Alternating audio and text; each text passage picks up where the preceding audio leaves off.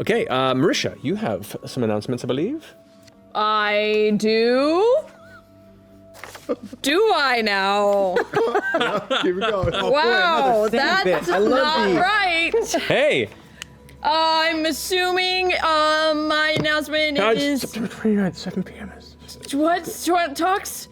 Yeah, talks. That's what is it, 29th? It's 7 p.m.? Yeah. On Tuesday. You know, when talks is. And it's happening again. Episode 111. It's covering episode 111. Be available on YouTube Thursday. And it will totally be available on YouTube on Thursday. And the Critical Role Podcast Network to follow. And the Critical Role Podcast Network. Of course, 36 hours. Right. In 36 hours. Oh, yeah. Wow. Arguably better than mine. Yeah. Arguably better. Fair fight. Yeah, talks. It's back still. Woo!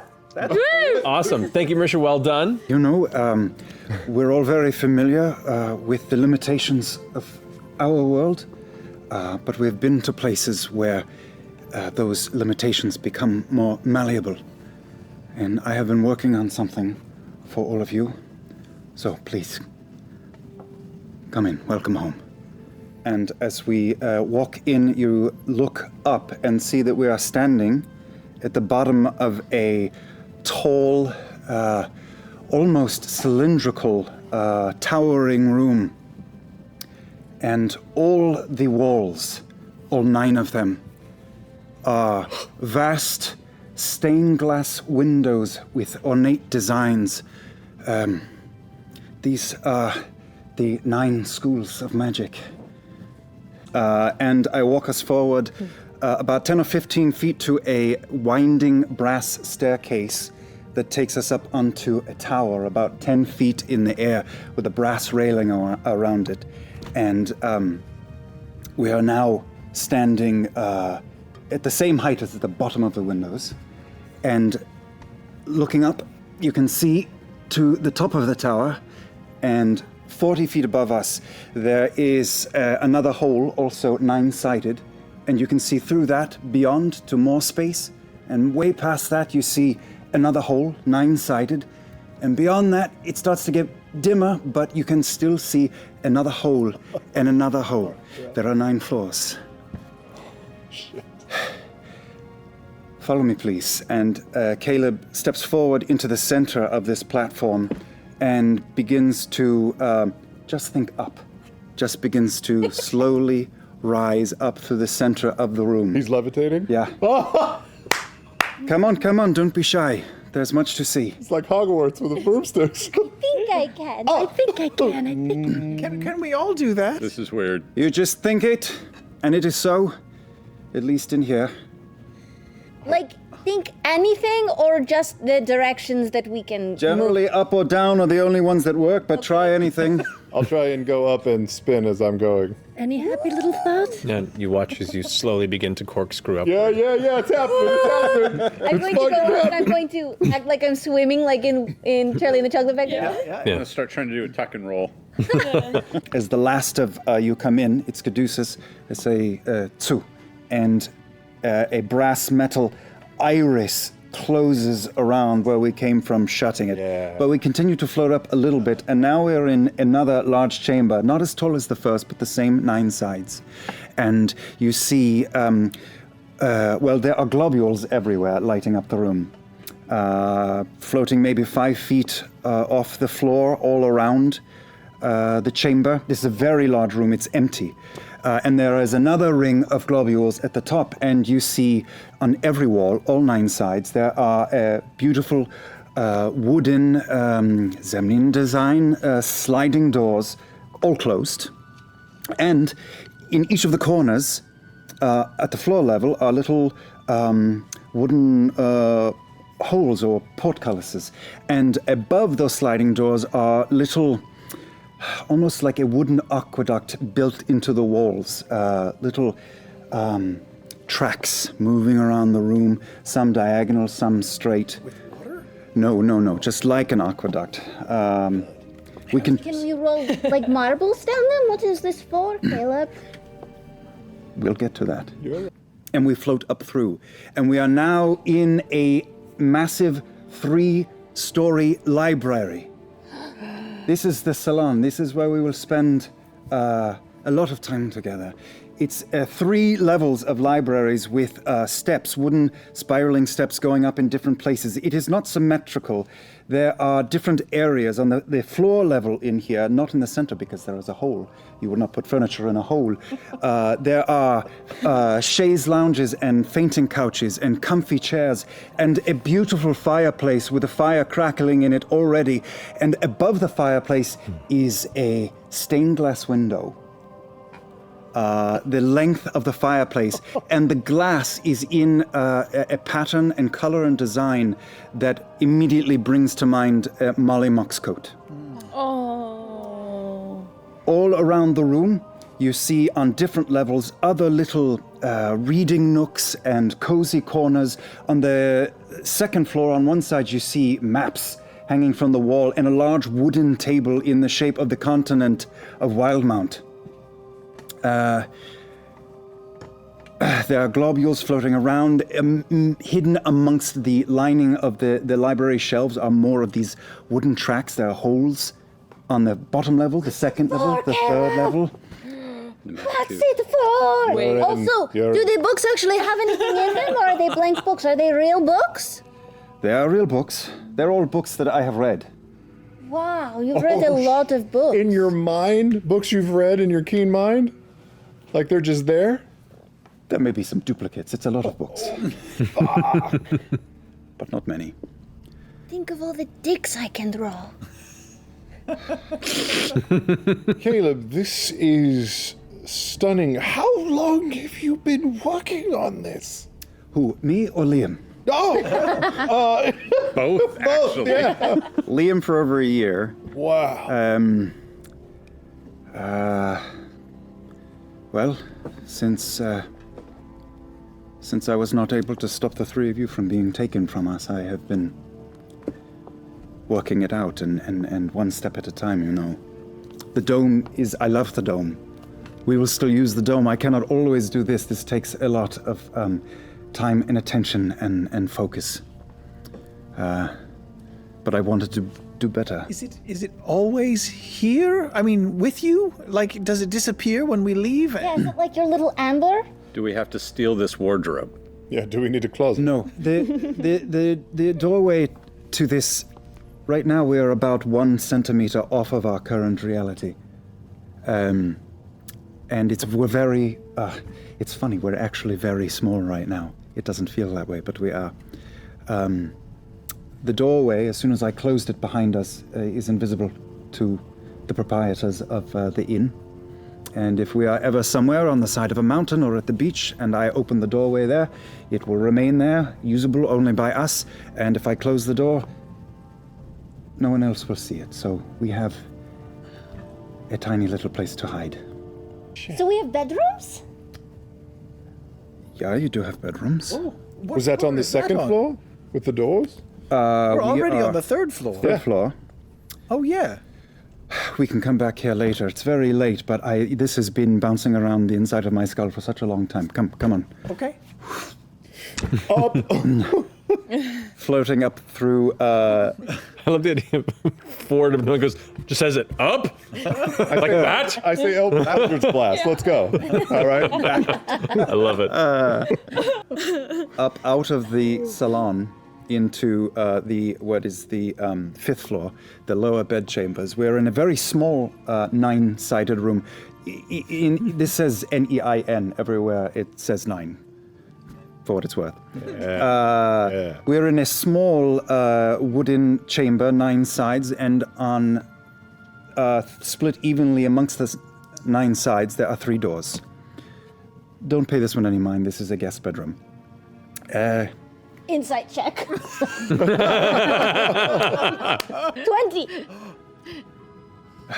You don't know.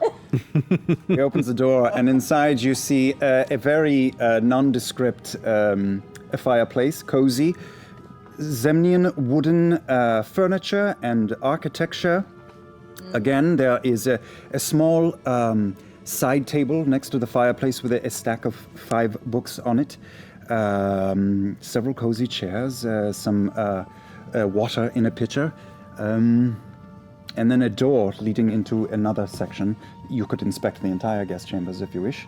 No, that's okay. I'll just inspect my room. Good, that's where the bodies are. Caduceus, this one with the scarab beetle on the door is your room. Please come in. It's a very tall door. It's not that tall a door, but the furniture is quite large in the next room. It is more accommodating to your size than you're used to traveling with us for the most part. In this room is another fireplace with a fire burning and a stained glass window. This one depicting the story of clay, stone, and dust. On the left, beasts of the wild within a cavern of red and gold. At the center is a pool of water surrounded by caverns of crystal and plants and flowers growing about it, all in glass. And at the right, a pool of fiery magma within a cavern of obsidian. Yeah, but give us the details. Furniture is simple, wooden, furbolg sized. It is reminiscent, the furniture in this room, of your graveyard home from the brief glimpse we had inside. There is a tea station in the corner, and that pot is endless, boiling water. Fuck. Oh my gosh. I want to go back and Magical curry. re-describe my outfit that I was wearing last game. I push open an inner door, and we find another room. This room is doesn't seem like a room. It is filled with an eclectic assortment of fungi, crystal formations, ferns, So many and other fungi plants. in here. There is It's a frat party. a potted plant that is home to a small colony of bioluminescent beetles that are crawling around on it now. Oh my god. And I push through, and within is a very large four-post bed that is furbolg sized. And there is a brass bathtub in here, and you can see steam rising off of hot water in it. Oh no. Can I have Caduceus's room? Just you wait. Alright. Next, come. Hey. Happy birthday, everyone. Caleb leads everybody back into the central chamber. Oh, geez, don't fall. Tsu. And the iris goes and shuts. Tsu. Below us. There is lilacs on a door here, and that is yours, Yasha. Please come in. This is your room. Also a fireplace. Notice the theme. The stained glass above the fireplace depicts the symbol of the Stormlord against a clouded background with gray and lavender flowers along the bottom edge. Hints of lightning, of course, always hidden in the clouds. This room is exploding with flowers. There are pressed flowers hanging on the walls. There are vases of flowers. There are potted plants everywhere. You cannot see the walls in here. You can only see a single door, which leads in here. This room is far emptier.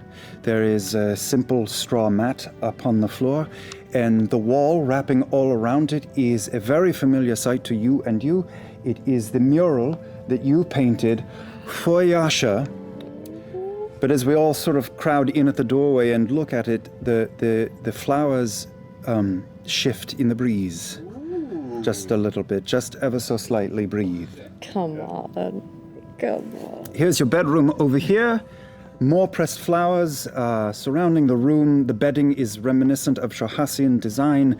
There is, in addition to the same brass tub of steaming water and the four-post bed, there is a terrarium full of insects, which are either for viewing or possibly snacks, depending on what you're in the mood for. Real quick, can I? They're yours for the taking.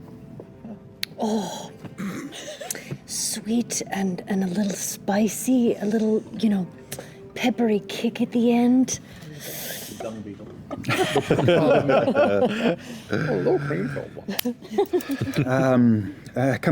with me. Lead us all back out into the center of the lower bedchambers, and I just leave you all. I just start hovering up into the next floor. Up here are 3 doorways. On them is a small gate, an anchor, and the symbol of the Cobalt Soul. I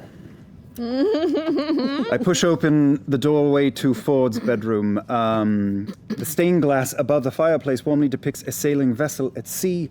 The walls of all three rooms are designed to look like the insides of a ship. There are porthole windows spaced out all throughout the quarters, but the glass is thick and opaque. You can't really see through them. Oh, I should mention down below, maybe another time. We're moving too quickly. We don't have to be, really. We'll take the whole game for this. Really into it. All of these rooms, these sitting rooms that you've seen in all these rooms, have the same little rounded table with a stack of 5 books on them. They are all the same 5 books. But Fjord, if you're paying attention, if you see your side table with the 5 books, you see peeking out from under it the same design from the altar top of Dashilla's briny lair, just as a reminder. These rooms we enter into a sitting room, and then there's a door to the right which leads into a unique room, and then another door past. So the quarters sort of curve around this 9-sided donut until it hits an end. So your center room is very sparse. It is a meditation room for you. There is a mat laid out here as well. On the wall, there is hanging an old yellowed map of the waters and islands of the Menagerie Coast. Standing before the opposite wall is a stone statue of the Wild Mother, who is draped with curling ivy and vine around her growing. And through here is your bedroom.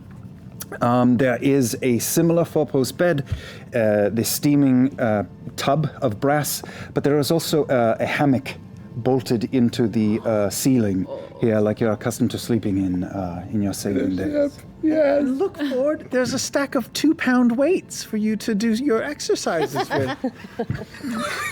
Thankfully.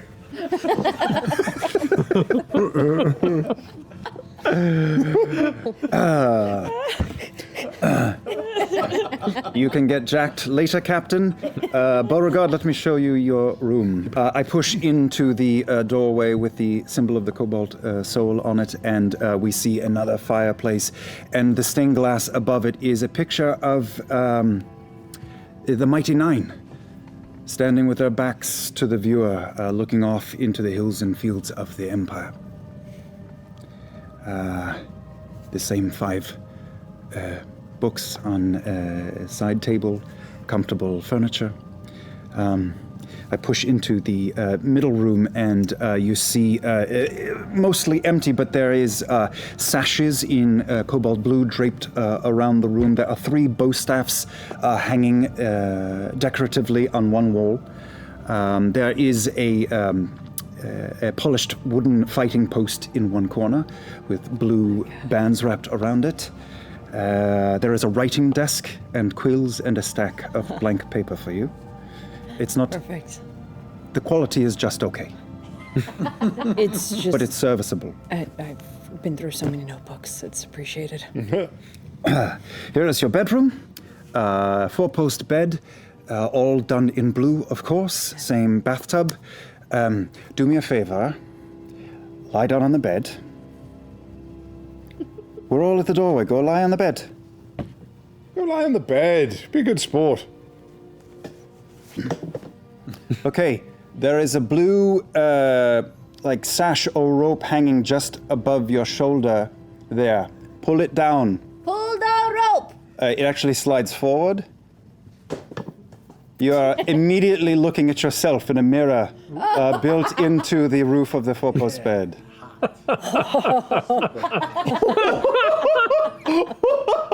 What?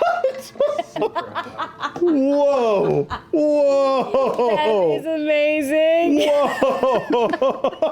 Look at her. We are friends, you and I. I go peek under the canopy. That's gonna be useful. Meet us outside in a minute. Push everyone out. You're my best friend, Caleb. That's you. I'm the gate. You are the gate. That is the arch. Oh, it's an arch. I thought it was like a gate. No, it's the symbol hanging on your, Awesome. on your chain. Okay, anyway, opening the door. The doorway, by the way, and the one that leads further in, have little gemstones sort of built into the sides of it, subtly reminiscent of the Traveler's Gate. Too much. Okay, so here we are, we're inside.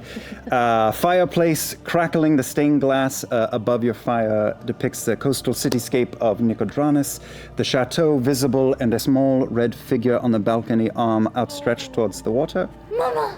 The decor and furniture in this room is not Zemnian. It is recreating the decor and design of the lavish chateau.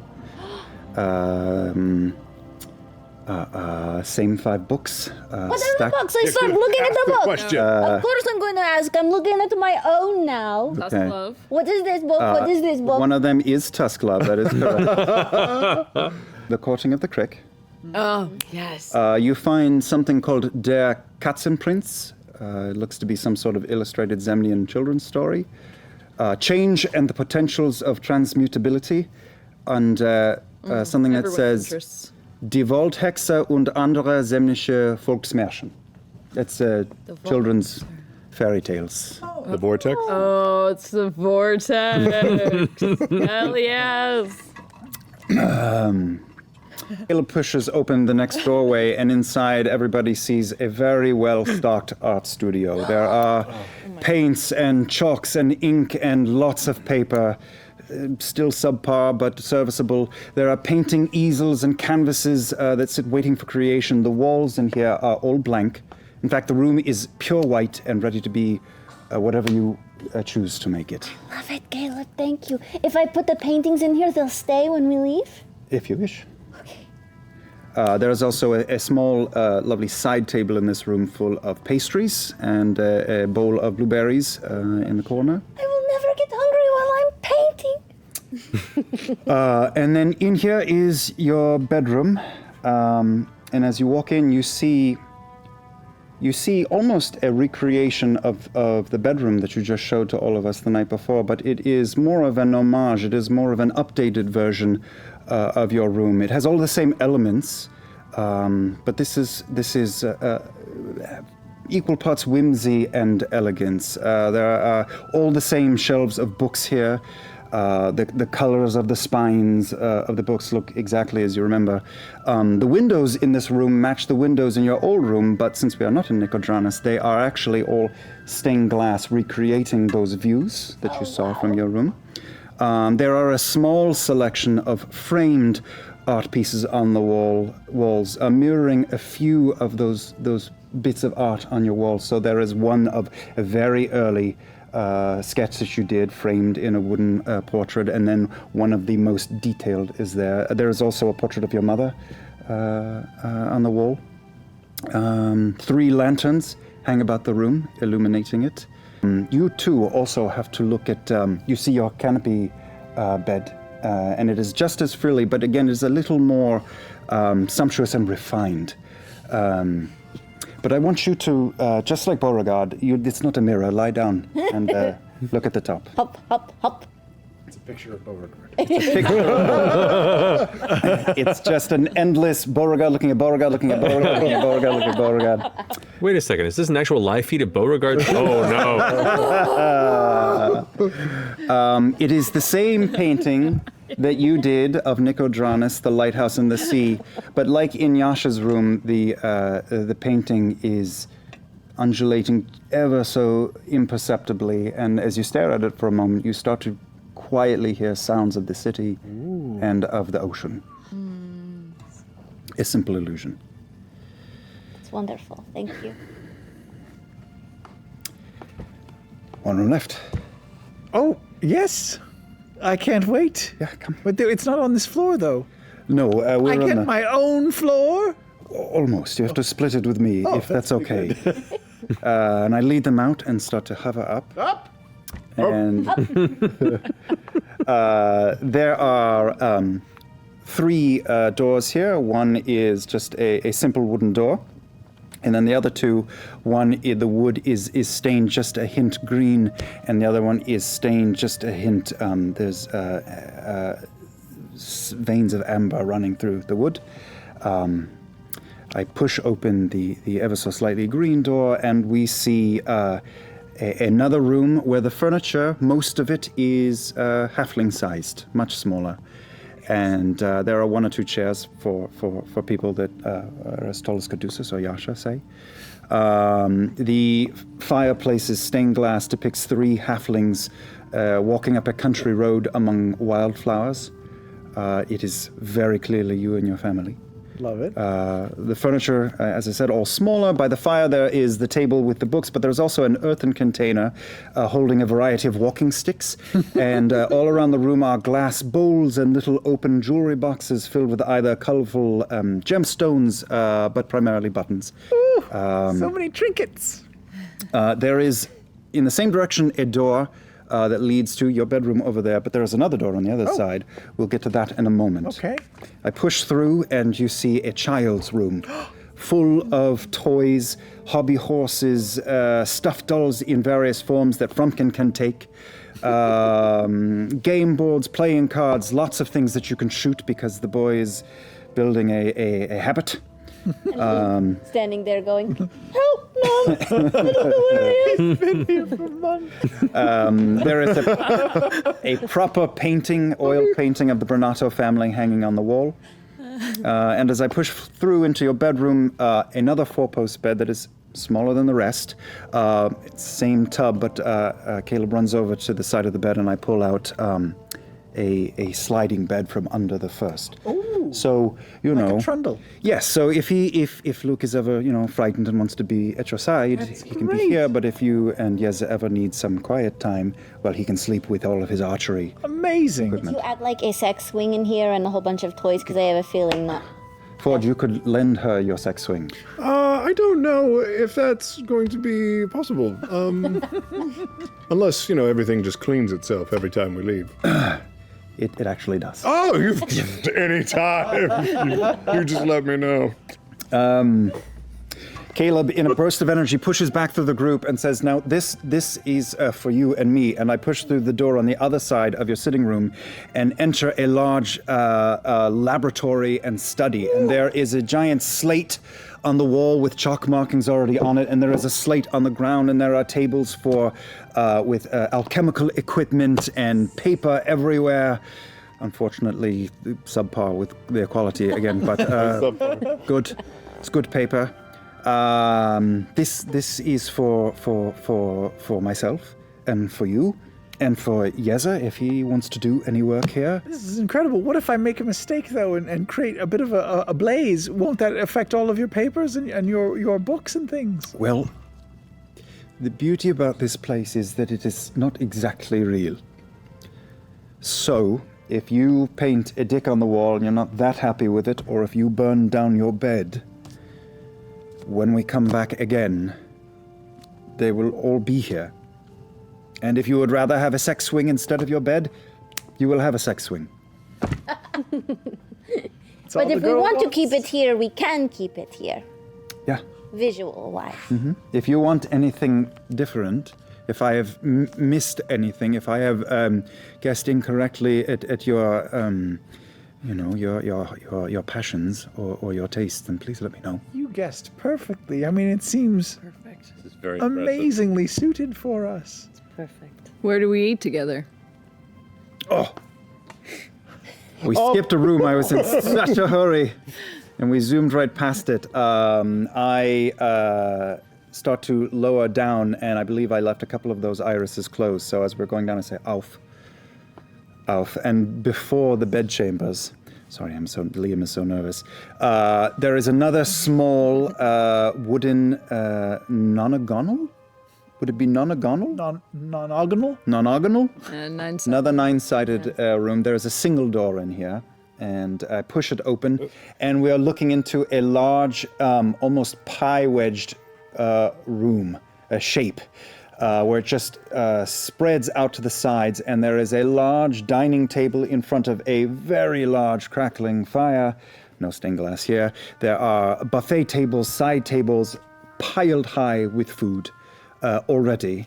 And there are doors, large swinging doors on each side of this pie-shaped room.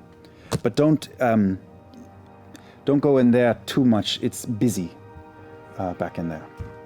I go in there. Follow. Do you go left or right? To the door on the left or to the right? Astral Right. Dreadnought. The right. To the left. Sexual. Okay, so you go walk back. into a large kitchen that smells instantly of baking and pastries and cakes and cupcakes and puddings and sugars, and there are cats everywhere.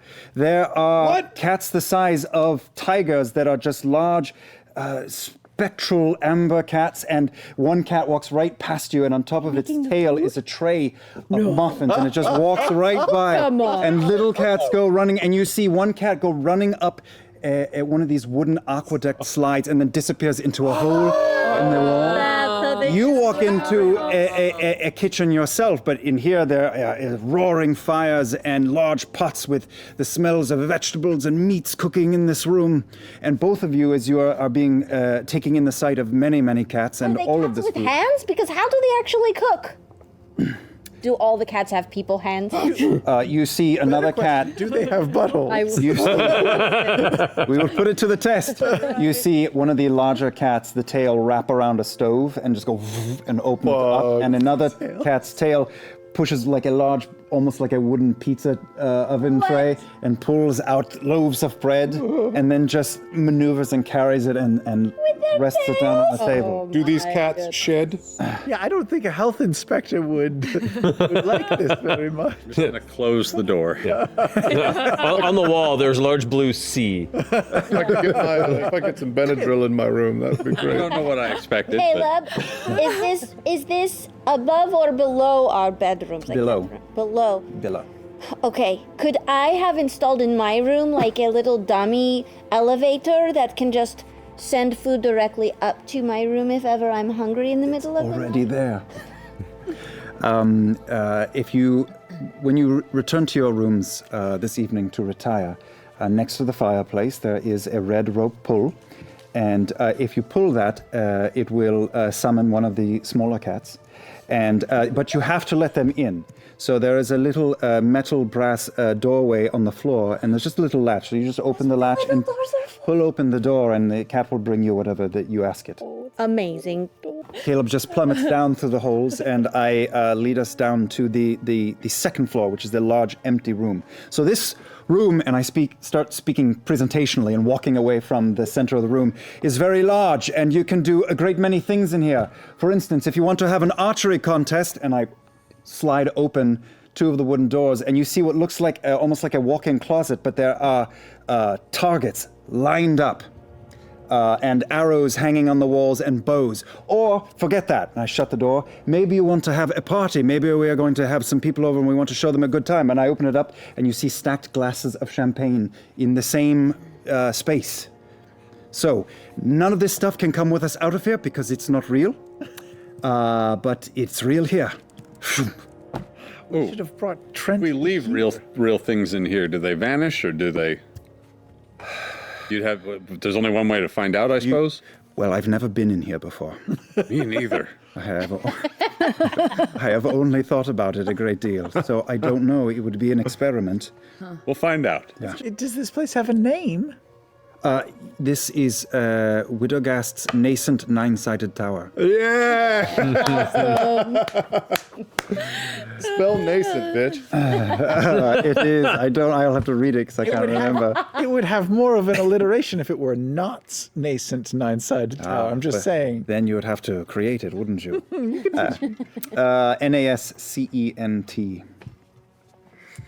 not writing that down. This is amazing, Caleb. Amazing.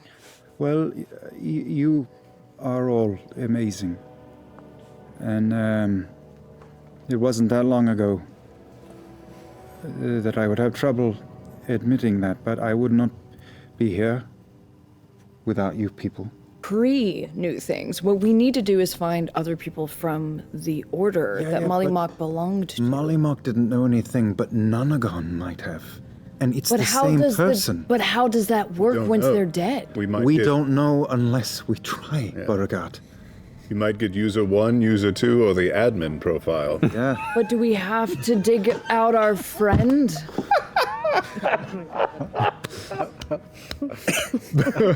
Fuck, that was good. All pre-calamity cities with pre-calamity artifacts. We then learned that Kree confirmed that Lucien and the Tomb Takers were running from a spellslinger from the capital, chasing after this book. So there was some sort of book involved in this. What is happening? Sure, Charlie Day with this. What is? Yeah. Yes. We were all thinking. I have all of my. Hey, follow my books out. Okay. As you close your eyes, you feel your consciousness pulled out of you, and a voice goes in your ear. Intriguing. You see clouds and weather, darkened storms, and as you're pulled through the heavy, thick, blizzarding snow, I knew it. Knew it. I fucking knew it. They're together. you see trudging through a familiar blizzard, a All right. purple-skinned tiefling in heavy coat and hood, walking with a grin and an intensity of confidence and purpose. Goosebumps. Oh my god. And that's where we're gonna end tonight's episode. Yes, I can. I can and I did. That was the ending! You are kidding me! Perfect. So we'll pick up on there next week. Will give us a timeline. I'm going to go and talk to a nearby shrub or some grass in this area or something. Okay. There are elements of, kind of a crabgrass clusters amongst the mud, as well as some stunted bushes and small trees that are kind of scattered throughout this plains area. I'm gonna kneel down on the ground and get really low and talk to the crabgrass. Okay.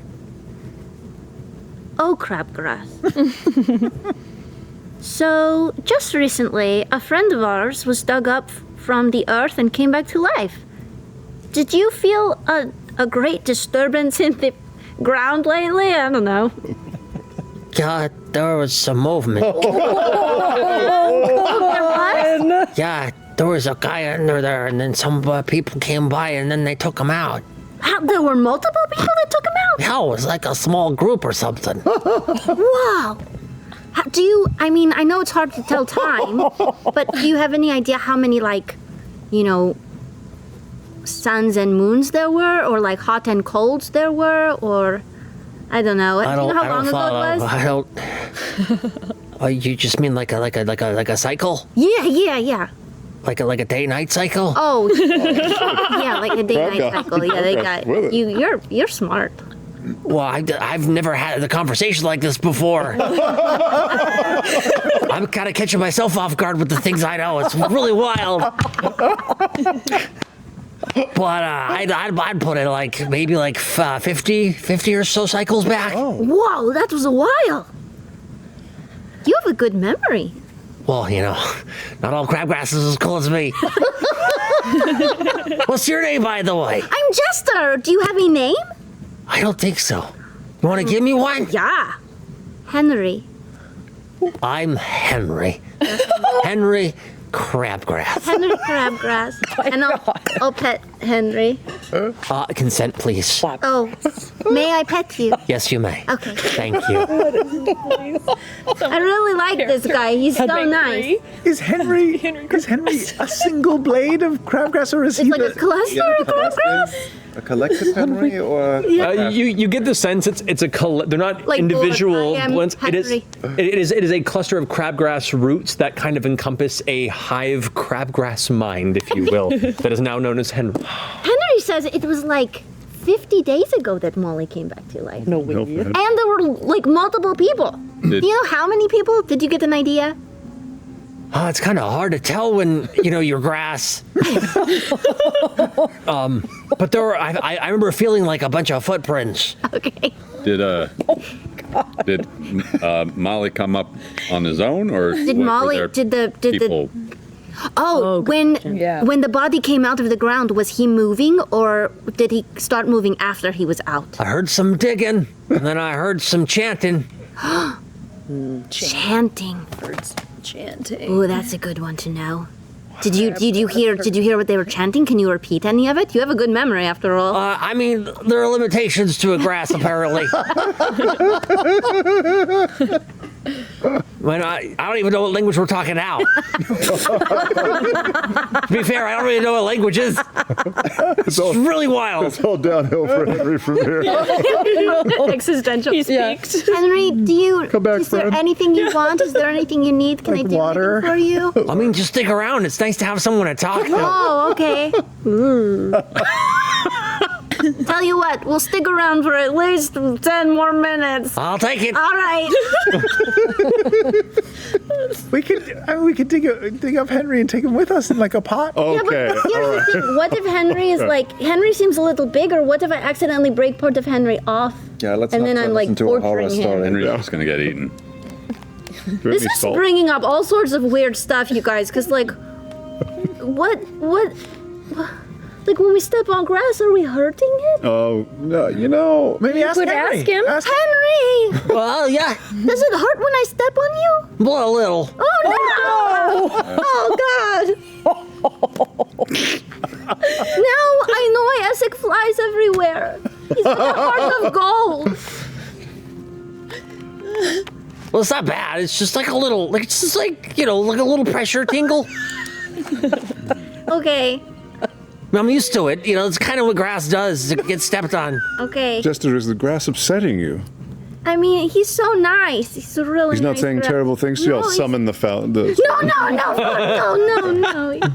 I'm just going to for 10 minutes while we hang out. I'm just gonna, if it's okay, Henry, I'm just gonna keep petting the grass. Does he want any water or anything? Well, I guess I mean, it it's been raining, Yeah. It is so we don't pouring want to rain. water Yeah, while he's it's fine. now. Makes you wonder, maybe vegetarians are the real predators. Wow. Right here.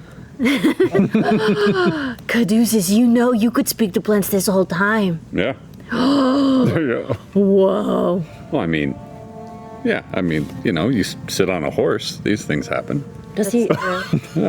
Is he enjoying the pets? He seemed like he thought it was okay. Scritchy, scritchy. My friend Yasha's petting you too now. Sit on a horse. All right, consent, please. Is it? You have to ask okay. Is it okay? May I give you Squish's Henry? She's asking if it's okay. Oh, it's okay. He says it's okay. Okay. Okay. Oh my God. We're petting Crabgrass. Minutes later. Henry, Easy peasy. Hey, yeah. do you know of any big stones in the area, big enough for a bunch of people to stand on? There's like maybe there's a couple of stones nearby, like a little bit that way, and like right over there. That's all I know. Am I noticing any kind of shift in the blades as he says that way and that way? No. You're just hearing the voice. There's some over that way and some over that way.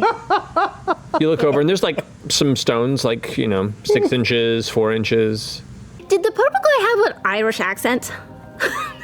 What's Or like a sort of a vague Irish accent, like a hard to place. hit or miss, There. come and goes. We got this all out of our systems before the camera was rolling. I really felt like we'd all just gotten everything out before all this started. Like an American accent, but like who had a relative or who had spent some time in Ireland. Hello, Or Taliesin. just drink a bunch of Guinness. We're your friends. We've met. So, there's 2 beds in here. Okay. So, how should we do this? Well, I'm very comfortable sleeping on the floor. I'm used to it, so I can sleep on the floor. No big Are you deal. sure you don't want to take one bed and I could take another bed and then Beau could just take a bed, just somebody's bed? Maybe just a little snuggle. Are you implying that she should get in the bed with me?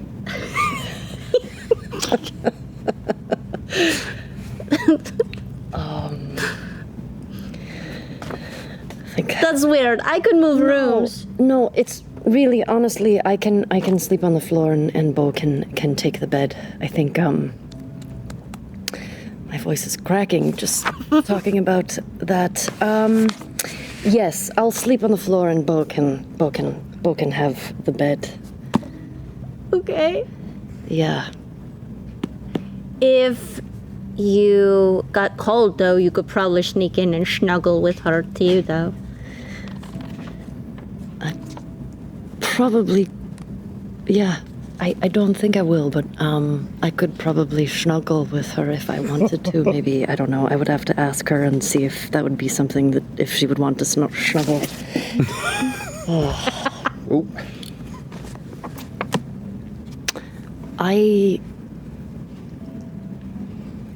She makes me really nervous. Yeah, you don't get nervous very easily, it seems. So that says something if you get flustered around her. Yeah, she kind of, she's taken me by surprise. Like, I don't know. I don't know what it all means, but, She's a wonderful person. she's wonderful.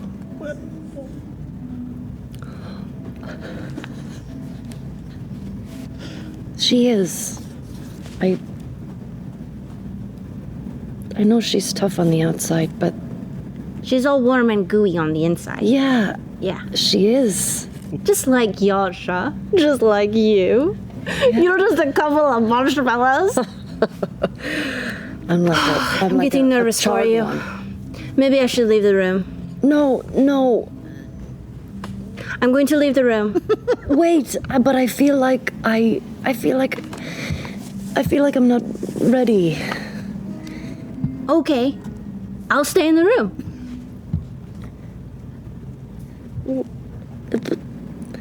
Shit, I don't know what to do.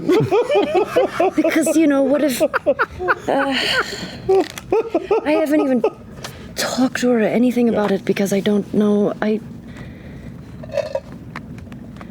You did, so wait, okay, you didn't kiss her or anything when you were flying her around and stuff? No, I didn't. I didn't because, I don't know how she feels, and I feel like Well, yeah. Well, maybe I shouldn't tell you. What do you mean? Well, like, I talked to her and she's like, she likes you. Oh, I don't know if I should know this because it's not from her, Because, like, what if she just said something and then you misinterpreted it? No, I didn't. How do you know? Because she was like, Yasha's pretty great, she's hot, but I need her to make the first move. She did? Yeah, she said that. Yeah. I know. She makes me so nervous. And I don't know why. Like, she makes me sweaty and, like, warm and fuzzy at the same time. But then I see her do things and then I'm just like, I want to kiss her so bad. And then that makes me feel kind of bad.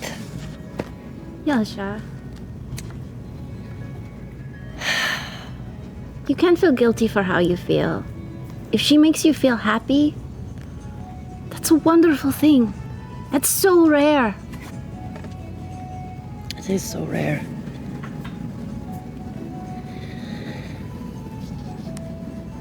Okay, how about this, though? Okay. I feel like you've given me a lot of confidence. But stay with us tonight so it's not super obvious, because I feel like if she walks in and I'll be like, Just hello, I'll feel weird. It's strange. Because now that we've talked about it, it feels like it's out there, and I feel like I want to... Yeah, just stay tonight. Okay. I'll sleep on the floor, and then I'll figure it out. Okay. Okay. Don't say anything. I'm not going to say anything. Okay, I'm not okay, going to okay. say. I probably, trust me, I won't say anything. Because the thing is, like, she could just have, like, a simple crush and could be over it really quickly. So I want to give her It's not the space vibe I and- got, just letting you know. It's not. Okay. But, maybe you should talk to her. Because she'd probably have more information for you. Than Yeah, I think that's probably best to go to the source. Yeah, probably. Okay, thank you, Jester. You're welcome. If you want, we could write a poem for her or something. Just, I mean, sure. something you could recite. to her when you're confessing your feelings. Okay, like how would you, like spitballing, how would you even start something like that? Oh, Beau. That's probably how it starts. Yeah, I like that start. Oh, Beau. Good anime. Eyes so blue and hair so shorn on the sides. Yeah, that's good. Okay, eyes so blue, hair shorn. Abs, so many. Her abs are there's so many of them. So many. So many abs. But frame, so small. Frame so small. Yeah, she's so small. I got a good one. Okay. How I wish to envelop you with my wings. Oh, okay. How I wish to envelop you with my wings. They were a really good writer. I really think this is really good. Like maybe we should just end up making a like a poetry book with, love poems. And then we could sell it at Chastity's Nook. I love it. Okay. Okay, these are some good ideas. I'm gonna think on it and really. All right. I'm going to pretend to be asleep when she comes in. So if you guys want to have a conversation or anything, and then if anything happens, then I'll just leave. That's weird. I'm just gonna lay down. Just sleep. I probably won't do it tonight. Yeah, that would be weird. I'll find like a really nice moment for it. Okay. Yeah. I'm rooting for you, Yasha. Okay, thank you. Okay. Alrighty. Henry Crabtree says, always ask consent before you snuggle. Friends? Oh God, loveliness. Wait, is Henry Crabtree going to be the consent grass? Crabgrass, yeah. Henry Crabgrass, the Crabgrass. That's good. The non-grab-ass crabgrass. Yeah. I like it. Saw it coming, and yet it still hurt. All right. You all eventually find your ways to your respective chambers for the night. I stumble in, a little tipsy. Accidentally trip over Yasha a little. Hello! Sorry. Oh, you just got back.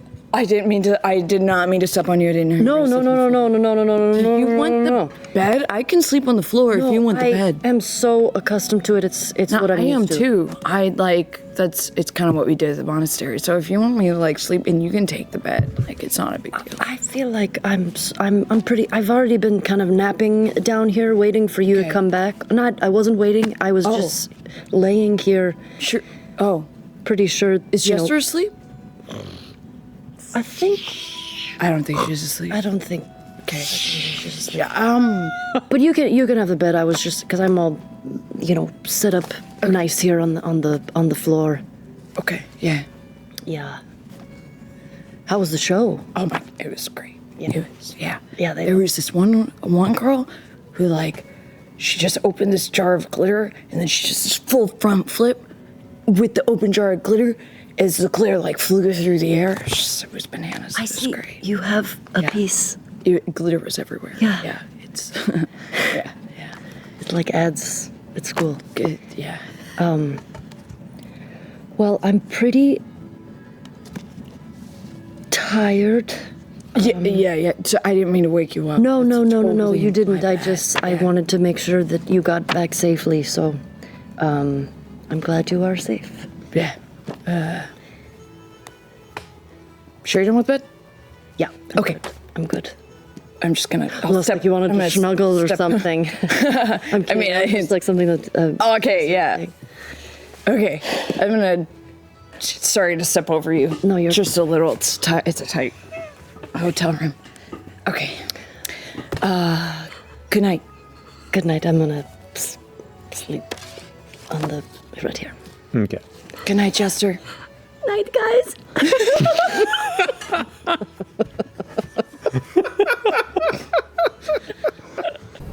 As you're up on the staircase, you hear the shouts and look over and you see this creature out of the corner of your eye and the necklace shatter, and you watch as amongst all the rummage that falls to the ground scattering, you see the one little yellow orb kind of roll off to this direction.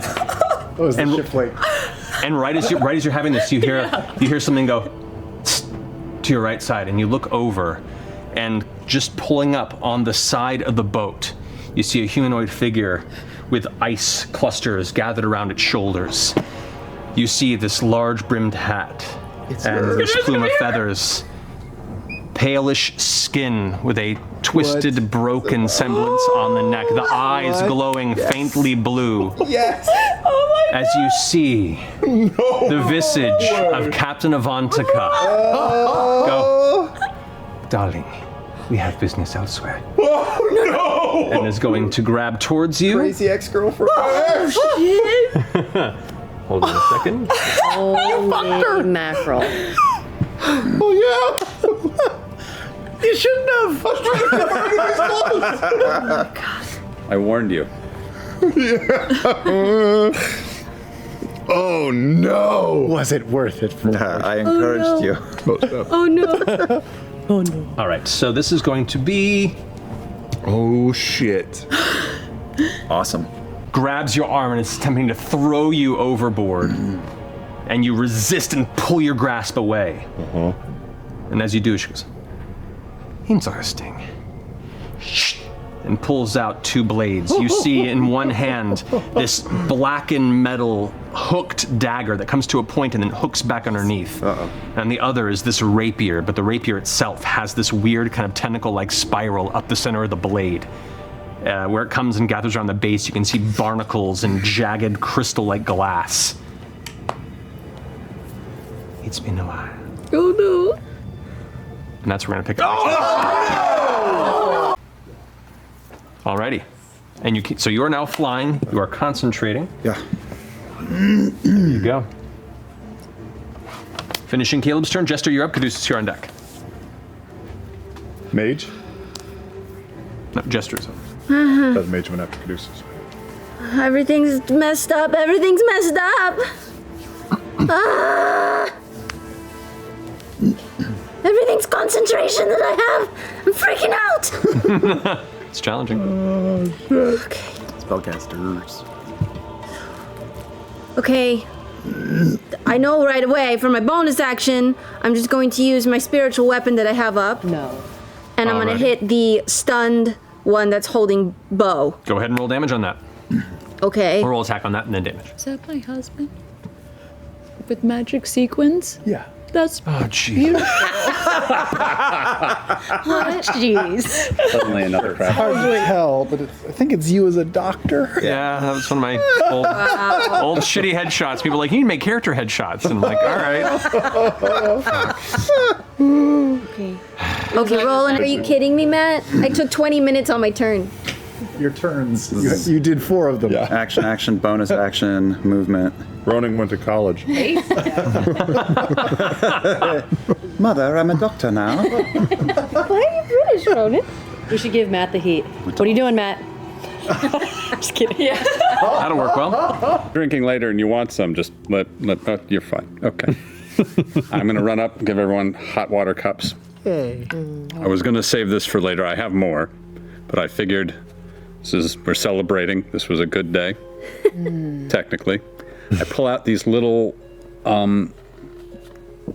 dark brown, muddy-looking stones that are speckled with color, and I pop one in everybody's hot water cup, and they begin to dissolve, and tiny little marshmallows pop out. It's hot chocolate. When we went to get some, I just had to buy it. I bought a Hot chocolate bombs? I've got a bunch of them. I spent a gold on this stuff. I got some tea too, but I was like, Oh my god. This is the most amazing thing you've ever done. only when we do really good stuff, okay? This is It changes, it keeps going, and then all the got a little marshmallows fizz came. to it. Yeah, there's a bunch of different flavors. I got a variety pack. Let's play the manga every day. Well, let's not, but yeah. because I have too many instances. It's a celebration. I go to the bow of the ship and pop up a few. Oh, jeez. And I light them. Just have a little cruise ship and hot chocolate. While you're shooting them off, too, Caleb's got his hot chocolate just like on one finger, and he's just reliving his C-Rex moment, going like,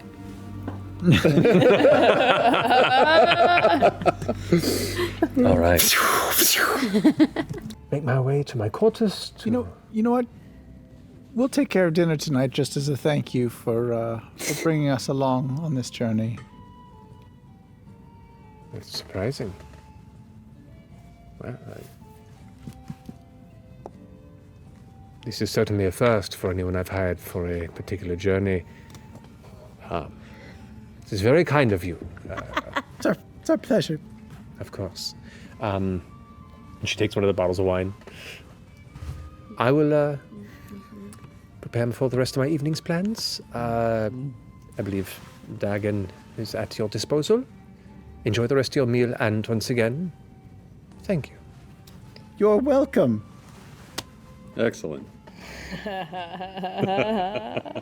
She didn't offer to pay. Just to be clear, You just put it out there. She would have paid if you It's her duty to say, no, I couldn't possibly accept. She didn't do that. But now She's a we- scoundrel and we should kill her. we have to offer again now, according to your rules. No, we don't have to offer again. That's, I mean, Why would we have to offer again? She already don't worry accepted. about we it. have to. I can cover. I don't care about that. I care about her being the type of No, person no, who wouldn't offer back. We offer, she offers back. That's how it works. I can completely well, in cover. her defense, I mean, she is one person and we are a lot She's of the host. She's our employer. Is there any food on her table? Is it just drinks? Oh no, she ate a small meal. Fucking shit! What did she have? From what you can tell from the remnants there were actually, and this is hilarious, little bits of, looks like carrot. It looks like the remnants of a pretty decent dish that was prepared for her. You. Me?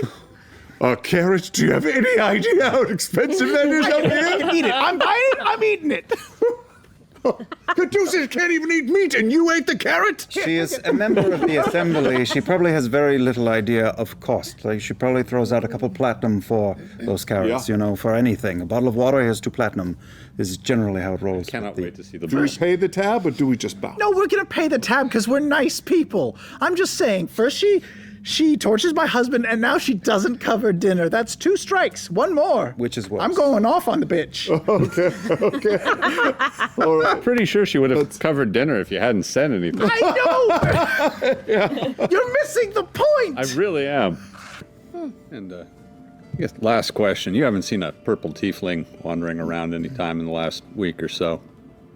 No, Eh, worth asking. don't got many tieflings up here. Cold weather and all that. Fair. Is that another joke? I don't get it. What's your name, sugar? Oh yeah.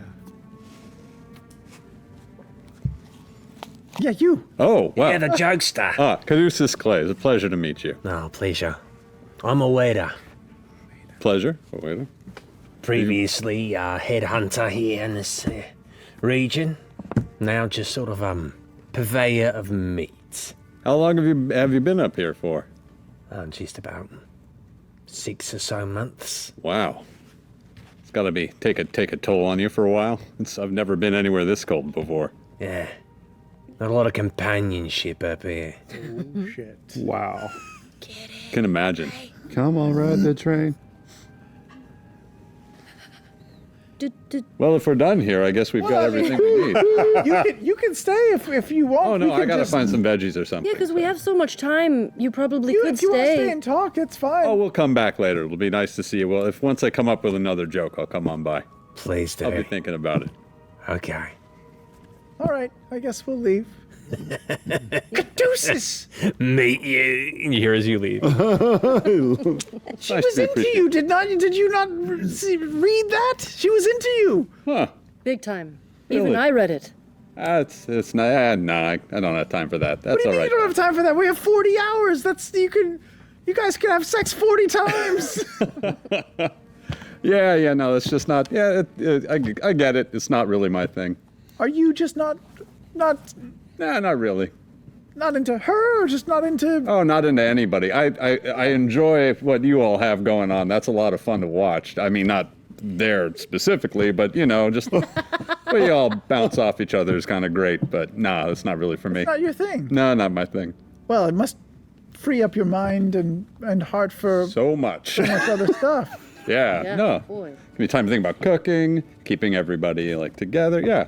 And I'm pretty set with my hubby, but thinking about getting with somebody or coupling or whatever must take up a lot of psychic energy, right, Yasha? Oh, I imagine it probably does for some people. I imagine it probably takes up like every thought in A your lot day. of stress, probably. So much stress, probably just like I can't stop thinking about. Oh, you can't stop thinking about it, or are you just talking hypothetically? No, I'm saying like a hypothetical.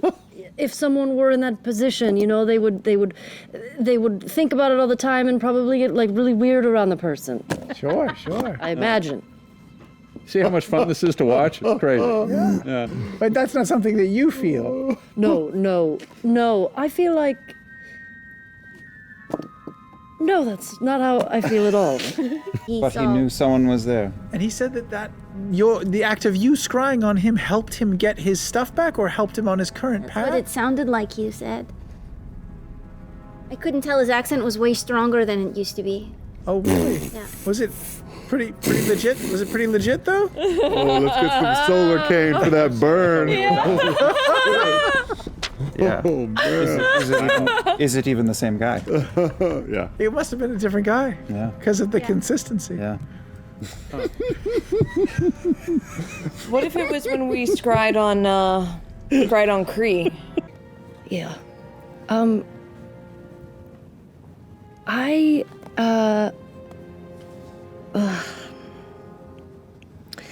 This is so stupid, but I actually wrote a poem for you. What did I? It's What? It's just like I was just hanging out and I wrote something down on this parchment. It's very stupid. It's a stupid thing, but here. Okay. It doesn't. It's, Should I do I read it now, or is it something? No. I mean, you can look at it later, but Okay. I mean, no pressure to. No, I mean I wrote me a poem. Yeah. I look forward to reading this when we're back in the tower. Yeah. Well,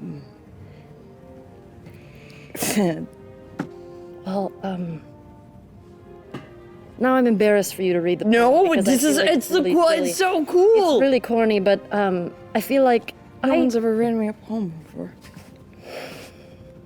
Well, they should have. It's your time. No reason for concern. Did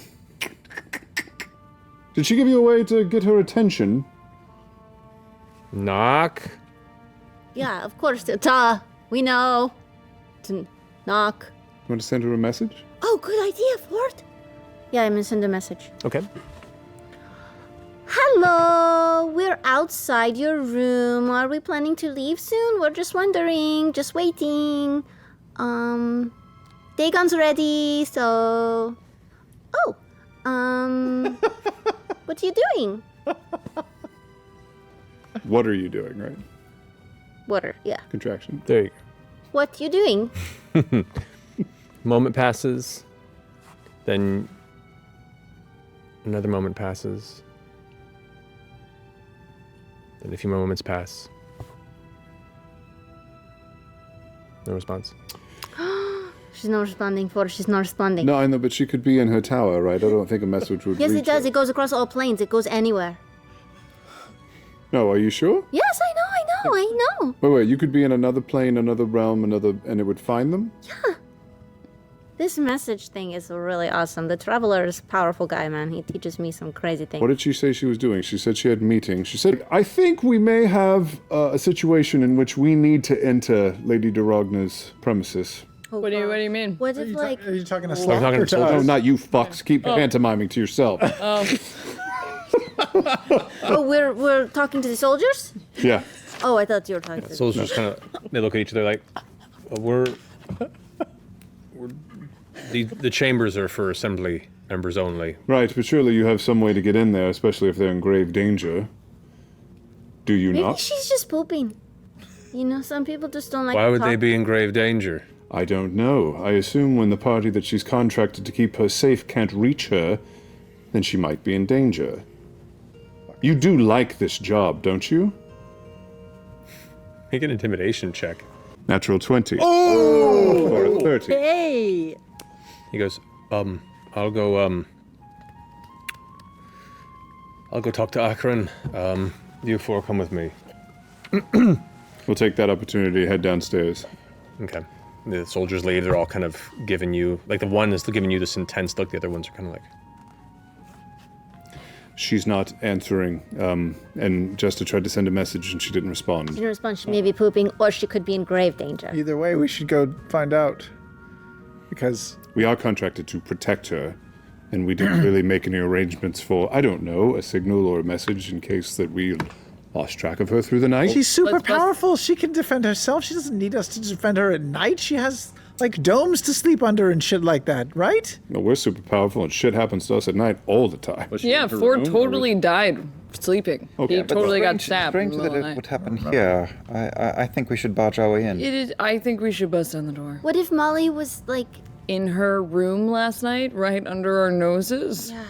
What if that's what Did he you meant? scry on Molly, former Molly, after she left the table? Right, yeah, she was gone already. Yeah. So he could have been, like, Yeah. What if that? snapping her at the moment. What if that was the scent? What if that's what it was that he was talking about? What if? Two alpha and the alpha? Let's go find Let's out. go. Let's go find out. Yasha!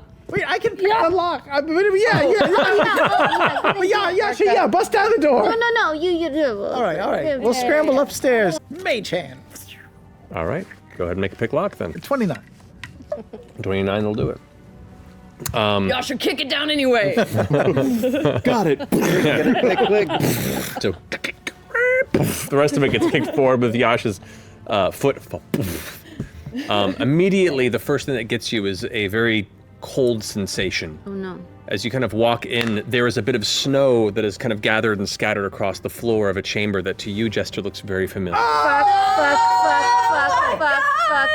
You can see the open window off to the left-hand side of of what is a beautiful suite, very well outfitted and feels very out of place from the rest of Balin Post. You can see, Under our Could have been anywhere. fucking... Been anywhere. and you can see there are books scattered on the ground. There are made all open the connections cases, and you can see there is one case that is kind of open and turned over at the foot of the large, like four-posted bed. And as you glance about the room, the other thing that catches your attention is the humanoid shape lying on the bed. Shut the fuck up. Killed her? We, Wait, somebody... This Caduceus, Yeah, look at her. check. Run over. Life, check Look life. at her. Better than Check dying. for life. I make myself look like Vess DeRogna instantly, and I shut the door and stand outside. Okay. You go and check this figure as you approach. This is indeed Vess DeRogna. Flesh pale. Life long gone. Streams of blood pouring from her eyes, her nose, her mouth, her ears. The expression itself, aghast and locked in absolute horror and pain. And because of your passive perception, as you glance down, you also see there's like a strange, like a coloration on her neck. And you go and pull back, and there on the right side of her neck, you see what looks to be a marking that resembles a red eye. Oh my... You can see these are deep-set red eye-like designs. The front of the palm, or in the palm, back of the hand, and on the side of the neck. From what you can see, the rest of her is currently covered. Dagen, is there an unwritten code among you guides that you're not allowed to fall for the people that you guide? Jesus Christ. Or if you do, that you're not allowed to kiss on the mouth or anything like that? Why are you asking? I'm just trying. I'm curious about you and your Oh my gosh. Have you ever fallen in love with anybody that you're guiding? Have you ever had an affair with anybody that you're guiding, like a secret love affair? With all of this snuggling by the fire to keep warm. You said No, of course not. Look around you. It's a fucking frozen hellscape. How else will you cuddle at night to warm? keep warm, Exactly. yes. Sometimes I'll cuddle to keep warm, yeah, but just it's physical only. Oh. Well, that's okay too. Yeah. Okay. Sometimes. Look, you do what you do to survive, That's and even fringe better. benefits come with that. That's fine too. But if you- But emotion doesn't key into this. That's what I was saying. You What if guys have an unwritten It code. starts as just a physical thing, but then slowly over the weeks that you're guiding them, you just realize, like, oh my gosh, I think I might have feelings for them, but I can't let them know, because there's an unwritten code, and then it gets awkward, and then long glances. Then at the end of the trip, you settle up your wages and put them on a ship back to wherever they came from. And it's so tragic. And they wipe a tear and you wipe a tear and you don't know if you'll ever see each other again. And then you have to pretend for the rest of your life that it didn't mean anything. You take that pocket of coins and as you spend them, it's just one more memory going away. Hey, Dagen, are we the worst ones yet? Getting real close. What was their name? Takes a big swig of the jug, sets it back and goes, I'm gonna get to sleep. He goes ahead and unbuckles himself from the chair and sets himself down in his little bundle of furs. I'm really invested in this story now. Oh, where did she go? There isn't a story. He's hiding something. He's gotta be. I'm not hiding anything and I can hear you. We're real Oh my close. God, you know who it was? Who? It was Sheila. He stays absolutely silent. We'll get to the bottom. We'll slowly break them down. get We've there. got a few more days. You begin to pull away all the snow and ice, begin to reveal more of the pillar. And about 5 or so feet down, you can see where a lot of these grooves all begin to come to a little larger than a fist-sized, smooth, emerald-like gem that still remains affixed into this pillar. I'm going to get know, within I know. 30 feet of it, and I will cast Detect Magic. Okay. Very strong necromantic energy emanating from this gem. Oh boy. Totally take it. I can go grab it just with Well, one hand if we need to. No, I wouldn't. We're gonna have to chip it out. Yeah, it would not be easy to remove, and it wouldn't be worked to be removed. This is literally the stupidest thing we should be doing. We should just keep going, right? This pivoted the entire campaign 1, but we are fucking with it right now. Yeah. Yep. Yeah, This we messes should just with go. The necromancy Just thing. keep going, right? I'm going to try another thing. Everyone back up. Again, come back 50 feet, 50 feet. Backing up. 50. Yeah, and I start waving my hands in the air and will reach out with my hand and use telekinesis to pull. As the telekinesis pulls on it, it does not come free. However, it begins to pulse slightly. There is this darkened shock wave that in a split second heads out for 60-foot radius. Oh, we're 50 feet away! We're 50 feet back. Yep. I want to make a Constitution saving throw. Raise your hand if you got 18 or higher. Uh-oh. Yasha, Jester, and Fjord, you all take 26 points of necrotic damage. That's not bad. I'm resistant, so So you take half that. okay. 26? We're about to 26, take you take 13. 52 points The rest of you damage. take 52 points of necrotic Oh damage. my god. You all hear this high-pitched, screaming whine as this shockwave of dark energy just emanates from it around. And you feel it tear through your body, like someone just punched through your soul for a brief second. Your breath is knocked from you. Your vision goes black for about a second before suddenly you all inhale together as once and fall to your knees coughing. You see Dagen's in his chair like, whoa! All right, like I said, don't do that shit. I warned you. You even brought it up. I'm getting way back next time. Caleb says, not even loud enough for anyone to hear. Are we the worst? Yeah! Yeah, you are! Dagon's alive, though, right? He's alive. Dagon's alive, but Dagen died. Oh no, Sprinkle. Okay, he's fine. Oh, Sprinkle. You look back, and the gem is just there where it was before. Oh, it's still there? Yeah. Like if you don't successfully remove it. We haven't done it- shit to it. Well, let's get it again. Let's all back up. No! We'll just go farther back. Yeah, we just get, like, you know, That seems. further away. What, why though? So here's what I'm going to Started do. working. Yeah. Everyone's like 70 or 80 feet or 90 feet back. we're Okay. farther 61 away. feet away. I'm going So- 80 feet away. So I'm going within 50 feet, and I look at it, and then I start running away from it while looking at it, and then I cast it and I jump. Inertia! Inertia! Okay. I need you to roll two things for me. I need you to roll an intelligence check. Oh, that's an 8. Oh no! Okay. The gem doesn't go anywhere, and then another shockwave. Right? So, roll a dexterity saving throw with disadvantage because you're not watching where you're running. Okay. But a 4 on the other. Four. So, Wait. as you're running, Plus 2, it's a 6. six. You turn. It doesn't work. You go to jump, and your foot just hits a big old chunk of ice, and you just skid on the ground, and then the shockwave hits you a second time. No. I need you to roll another Constitution saving throw for me, Caleb. Oh no, what if he dies? 21. 21. We're gonna try one more time, right? We have to. We gotta get this thing.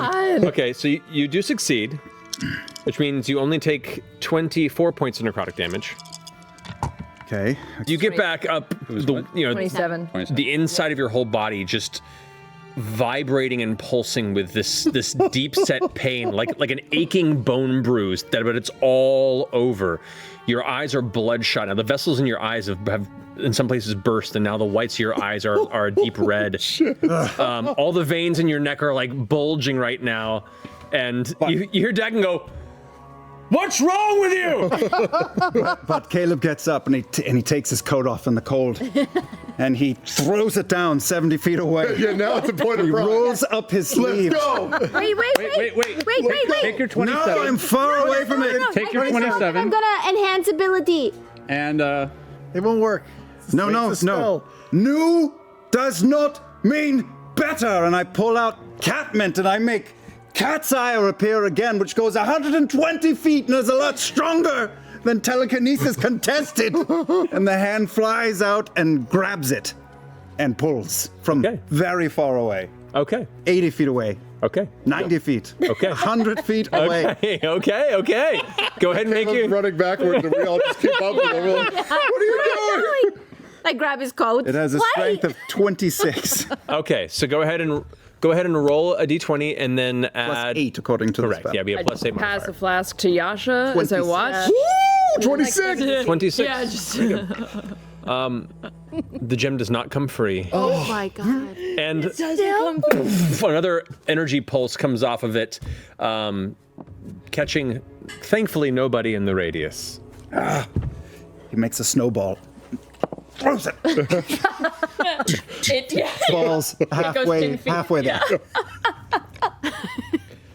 Yeah, that's just not coming free through physical means, it I seems. want a necromantic emerald.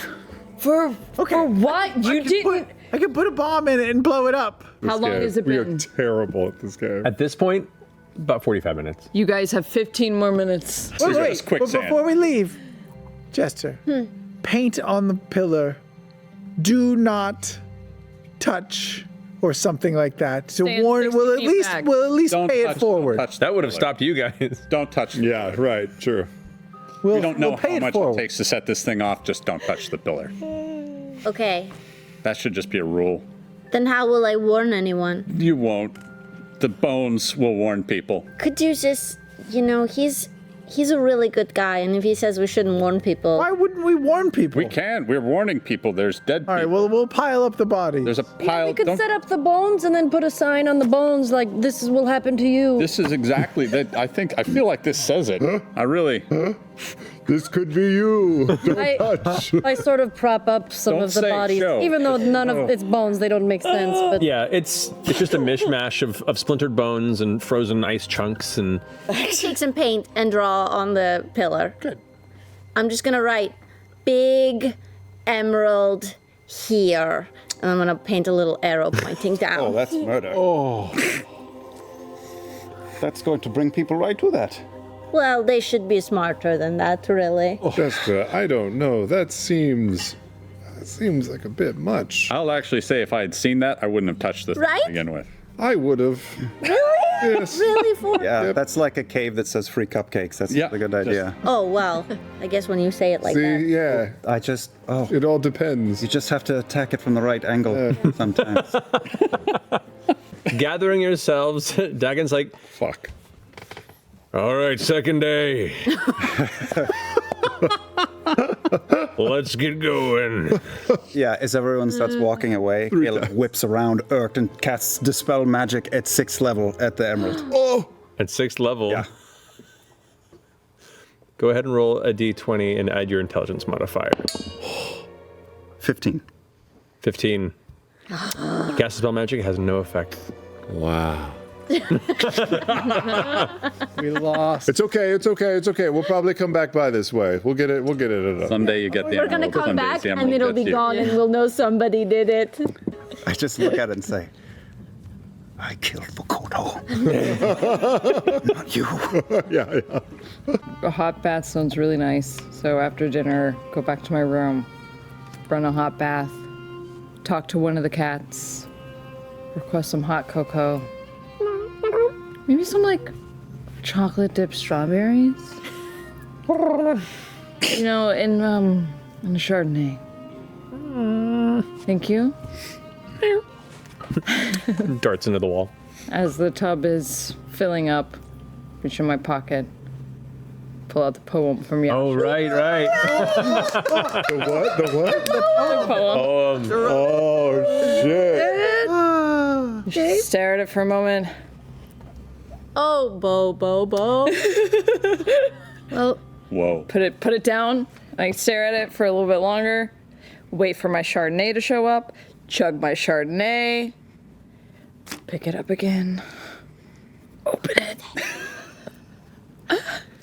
And I read the poem. My brain swirls as I hear Yasha's voiceover in my head.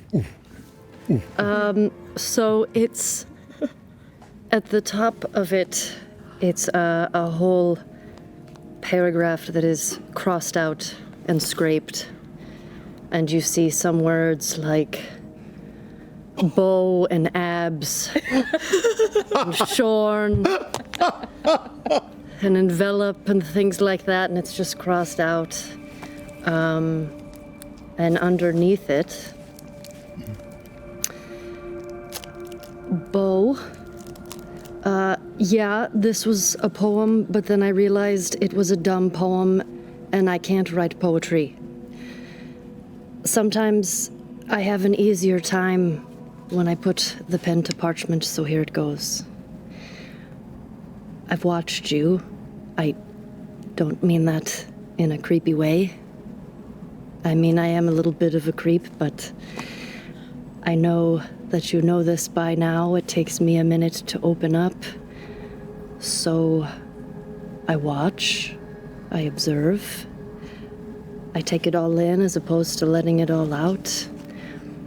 I guess the only time I let it all out is when I fight, which I'm not sure is the healthiest thing in the world. But here's some things that I've noticed about you. You're strong. You're a leader. You're really smart. You're really funny. You're honest, even if it hurts. But the thing that really gets me about you is that you love so fiercely. And I know you feel like an asshole most days, but I kind of like that you're an asshole. You stick up for the people you love, and you make me feel stronger. I can hold my own. I know that you know that. But you make me feel safe. I don't even know if that makes sense, but I know no matter what, you'll have my back, no questions asked. Yasha.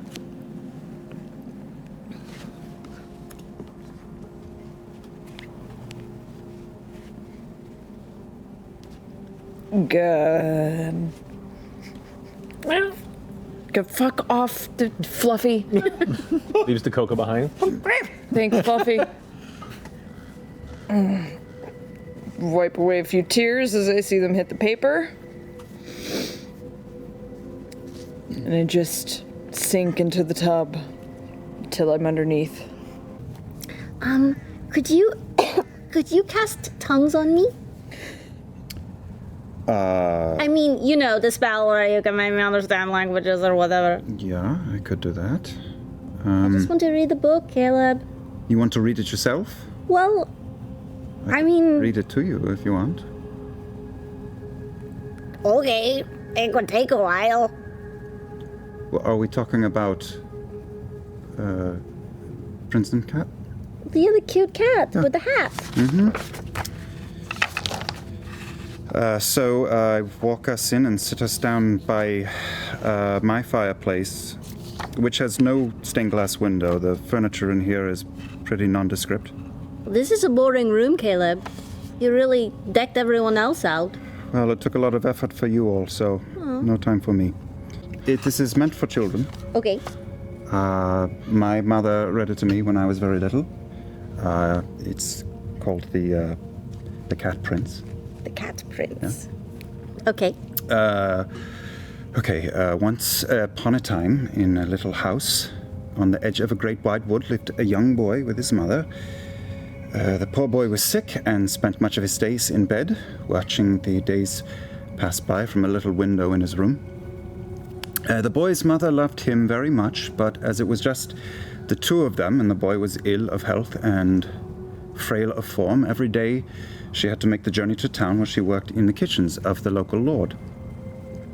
While she was gone, the boy would mind the house, read one of their precious few books, and observe the bees and the trees.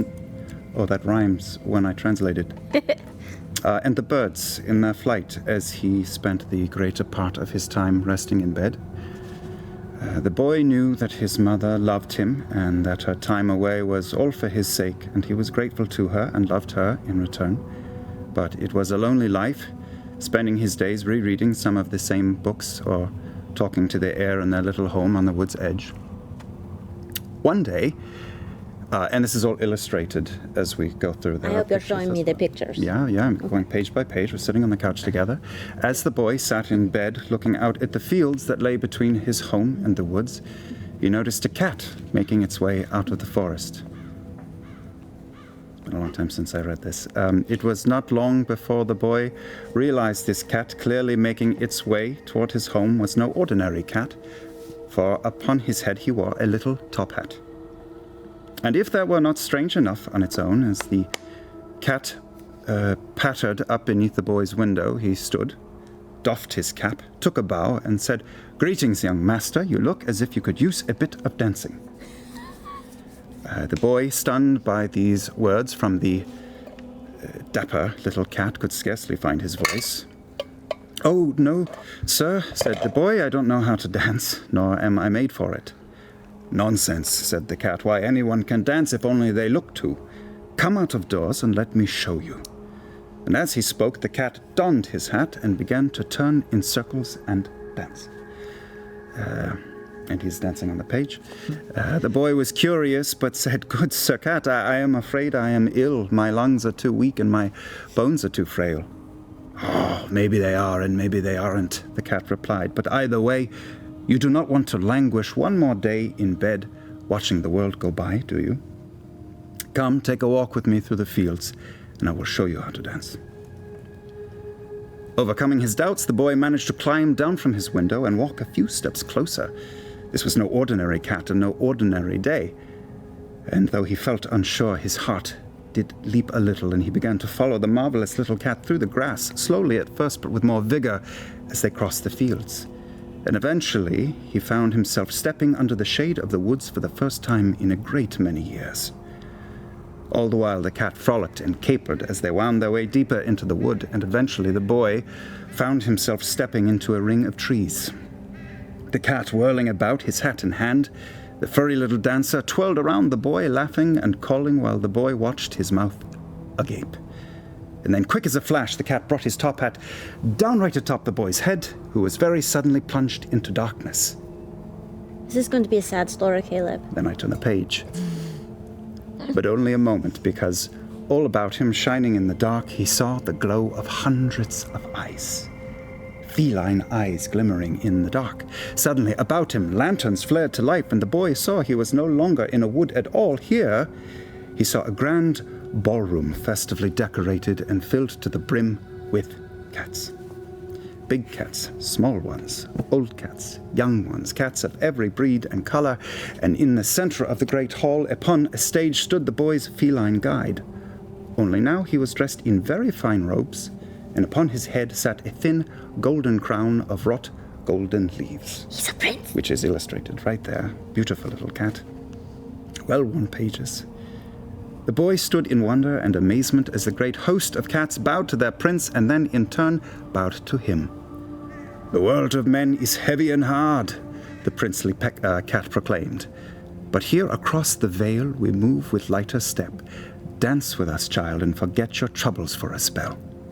All at once, scores of cats closed in around the boy, purring and turning about his legs as thick as the sea. And as they moved, so too did the boy's feet. He swirled amongst them like a cork on the water, and before he knew it, the boy was dancing. Dancing and dancing as he never imagined he could. And his breath, much to his surprise, was hearty and hale. He found he no longer felt ill in the least. Hours passed, and he and all the cats danced without end, and the Prince of Cats more than all of them. After a long while, the boy suddenly remembered his mother, and immediately feared she would worry. He stopped in the middle of the great hall and called out to the Prince of Cats, "Forgive me, Sir Cat, but I can no longer stay. My mother will worry. I have to return." All the cats parted before him, and the prince approached the boy. "Are you sure, boy? You could stay and dance with us for as long as you wish, forever and ever and ever." "I cannot," the boy replied. "My mother has only me, and I would not leave her alone. Forgive me." The Prince of Cats looked on the boy with a sympathetic eye. "Not at all, young one. Fear not a whit. You do your mother credit." And with that, the Prince of Cats stepped closer. "Do not look so crestfallen. Take our cat's grace with you. You can always dance if the will is there." And from behind his back, he brought out his top hat again and pulled it over the boy's eyes, and once again, all was dark. Sometime later, the boy stirred, and his eyes fluttered open. He looked about and discovered he had been asleep in the wood, and the sun now dappled his face through the trees. Next, he noticed a threadbare, patched top hat lying in the soft grass beside him. He gingerly picked it up and stood within the same circle of trees. As he did so, he took a deep breath and smelled the earth and the forest. And as he did, he realized his breath was strong and his legs hardy. "Danke," he said, as he looked down at the hat in his hands. And placing it upon his head, he smiled, kicked up his heels, and quietly started to dance his way all the way back home. The end. That was a happy story, Caleb. That's why my mother read it to me. I really thought that, like, the Cat Prince was going to trap him in there forever, and then he wouldn't be able to go see his mom. Well, a lot of Zemnian stories do end that way. It is true. The It's Cat tightly Prince wound. kind of reminds me of the Traveler. It's A little true, bit. isn't it? Yeah. Wow. A little dicey, but very likable. Good in the end, you know? Yeah. That was a really good story. I'm happy that I could share it with you.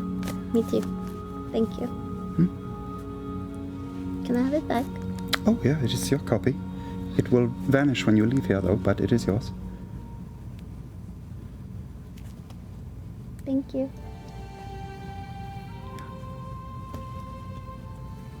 All right. Good night, Caleb. Yeah, good night. Good night. You wrote that whole fucking book? Some Zemnian rope. All right, good night. Now you have to tell the story to Fjord, and then he has to tell it. When I tell it to Fjord, the Prince of Cats murders the boy and all the cats. They went to like some cat raves. Is that a real story? I know, right? Oh, God. Nobody asked me to read them the transmutation book. Nobody. Is that a real story, or did you write that? Really write that? I wrote it today. How did you not even know that? I wrote it today. She asked me to. She wanted to read it a few days ago, so I wrote it today. Wow. Nice. That's very well done. That's very sweet. As soon as it hits, you hear, Giant. and you see rising from both sides, about 10 to 12 feet to the shoulder, these squat humanoid forms with thick, white, coarse hair across their bodies. Dull, gray, almost blue patches of skin beneath where their face and hands are. You can see bandoliers of leather. You've encountered creatures like this before. These are Yetis. And you see them as they stand up, weapons at their hand, shouting as they crest the edge, and you see one stand up larger than all the rest.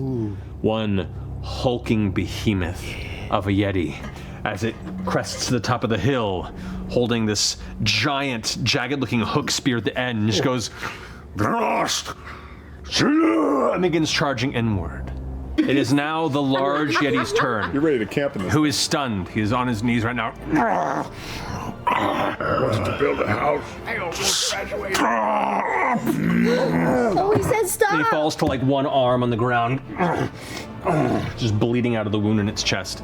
That finishes its turn. It's still stunned. Beau, you're up. Fjord, you're on deck. I knew when this happened. I knew this. Now I have to make the choice. What are you gonna do? He said stop. What are you gonna do? You heard him. You heard him. Dick. Oh, The one that's writing in the notebook. yeah? There's a little one writing in a notebook? Yeah. Yeah. Can I scooch up to the one that's writing in the notebook? Yeah, as you do, he looks at you and pulls a notebook away. Two of us. I'm not. I do call over Jester. It's okay. I take notes too. She draws pictures. It's kind of like her version. Okay. What do you do? Do you draw or do you write or? It's my diary. We were gonna kill him. This is It's one word. this is kind of like my diary. I'll let you read my last entry if you let me read yours. I don't really know you that well. What do you have to lose? I'm an unbiased third party. Who am I My going to tell? privacy.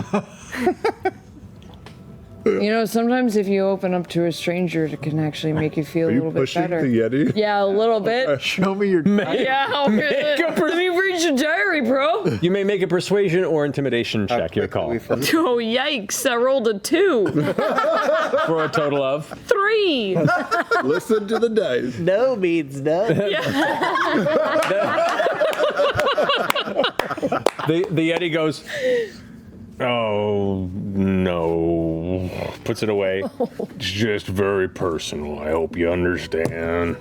I do. Okay. I deeply do. Yeah. I'm gonna get up now. Okay. For the next day of travel, kind of going through a day and night cycle, they stay camped outside of the tower or of your doorway. I was going to invite them to dinner, actually. Can you? I don't think there is a limit of number of people. Oh no, because I remember Scanlan fed like almost an entire army. Yeah. I'm going to invite you into our home, and there are certain parts of our home that are off limits, but we have lots of food and beds for you. Would you like to come in? They all look at each other. Certainly.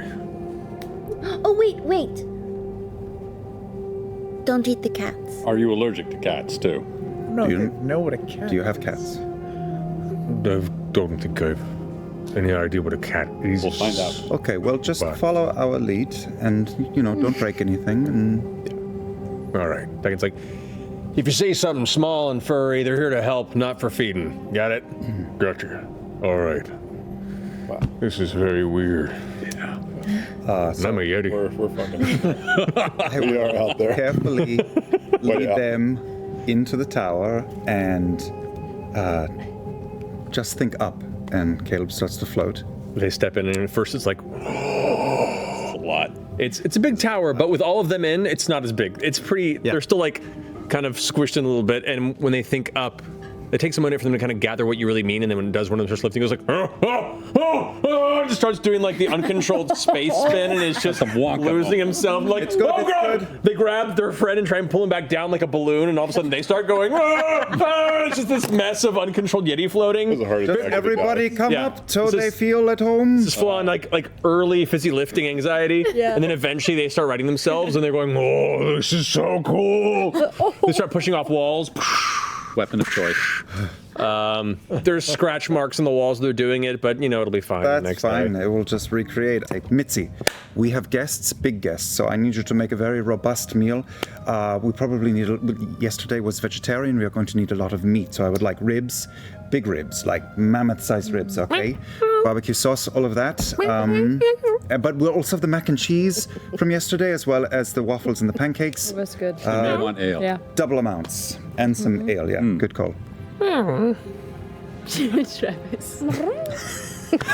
We broke him. Yay! That's all I want in life. The necrotic stone, we can't leave it alone. The Yetis, we invited them to fucking dinner. Prime It's gonna take us D&D 10 right episodes here. to get to the first excavation site. Yep. Can I ask what the big Yeti? I'll ask all of them what their names are. The big one goes, I'm Gustav. And By the time dinner is done, too, there are amber spectral cats hanging off of all of them, doing kitty biscuits on their arms, their shoulders, just nestled in. They just kind of freeze when it happens. They're just like, Where do you normally sleep? Like, what's an average night for you? well, we have a bunch of large tents and stretched living spaces made of stone and hides. Yeah? Yeah. They all look over to Gustav, who goes like, if you ever find yourselves around or near the sanctuary, when we're done walking with you, to say you're a friend of Gustav's. Appreciate And say it with weapons away. Than what they're used to be pulled under the tent for them to sleep in. So that they have a bedroom. That's awesome. That's arranged kind of in the open space. They all quickly pick out their spaces and lay claim to it. As soon as you finish, Gustav goes, I thank you for, well, on all of our behalfs, for both listening to reason in a moment of tension and for being kinder than most folks who wander through here are. So, thank you. It's a rough world, but when you can find moments of commonality. Indeed. He wipes a large chunk of meat from the side of his mouth that's kind of been there for 20 minutes, but you haven't been able to point out. This goes like on the ground. It weighs about half of your body weight, Caleb, and you kind of step back as it impacts. Oh, sorry. Right, all right. Anyway, let's pick up our journey tomorrow. See how far we get before we have to diverge. If you need it, Caleb can read you a bedtime story. The one kind of, and it's really the kind of the smallest of the Yeti, the one that had the notebook, goes, really?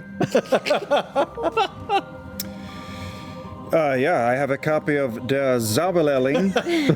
It is all in Zemnian, but it is very old Zemnian. It's hard to translate. So, and he just starts reading it in its Zemnian. Within 5 minutes, they're asleep.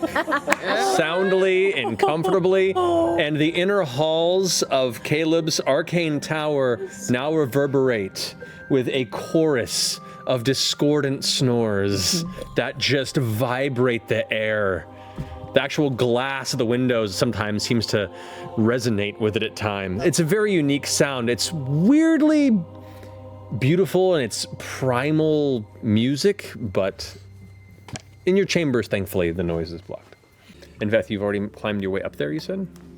I don't know which door he's talking about. The only other door. The floor ceiling door. Cool. Yeah, that's the one I'm going into. Yeah. Technically, it's the floor wall door, but Yeah. Yeah. Semantics. no, it's actual layout. Whatever. Agree to disagree. Stayed up with them. Guys, we broke the fourth wall years ago. Boo. Get out. All right, I will. Oh no, he's leaving! I have that kind of power! Wow. Do not empower him. It's too much to give him. Get out! He's like, I have to pee anyway. No. Oh, that doesn't work. No. All right, so. Okay. Yeah. Took the opportunity to go pee, I think. I respect that. I respect that. Top of the pillar suddenly burst into arcane flame. As it does, immediately you see all these ice entities seem to shiver and quiver at the immediate reaction. You know what I mean? Yeah. Carry on. Queef? Quiff. You know, quiff. It's been a long day. Give me my last laugh, man. It's okay. for that. Indeed. Too cold in here for that. Quiver and shift to the proximity of the fire. Shiver and queef. You're a child, Marisha. A child. That's the big bad. That's the big bad. Man, I've been just snorting a while. Wow. Oh, it's the exhaustion. Okay. And then one of them hits the one that's by Caduceus on this side, you said? The one that's smack dab against Jester's duplicate. You got it. It does not succeed in its save, so it's 26 As it kind of shoots up and ignites and bursts around it.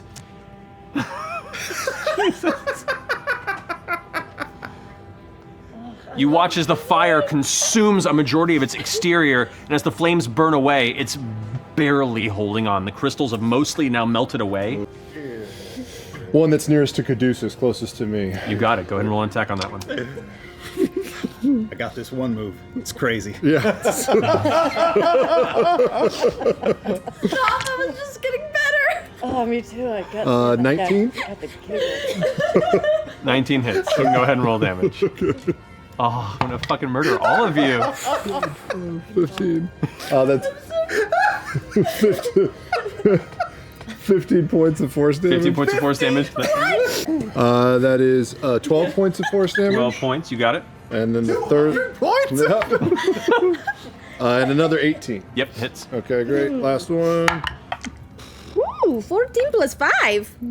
14 plus 19. Nice.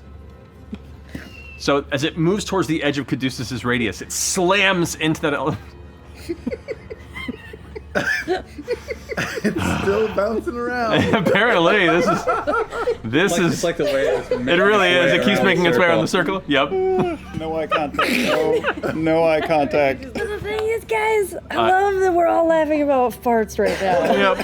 Yep. I love it. All right. Feels acidic, but you can't quite pinpoint specifically what the smell is. Scientists were able to. Sorry. Good. So sorry. I don't think that you are.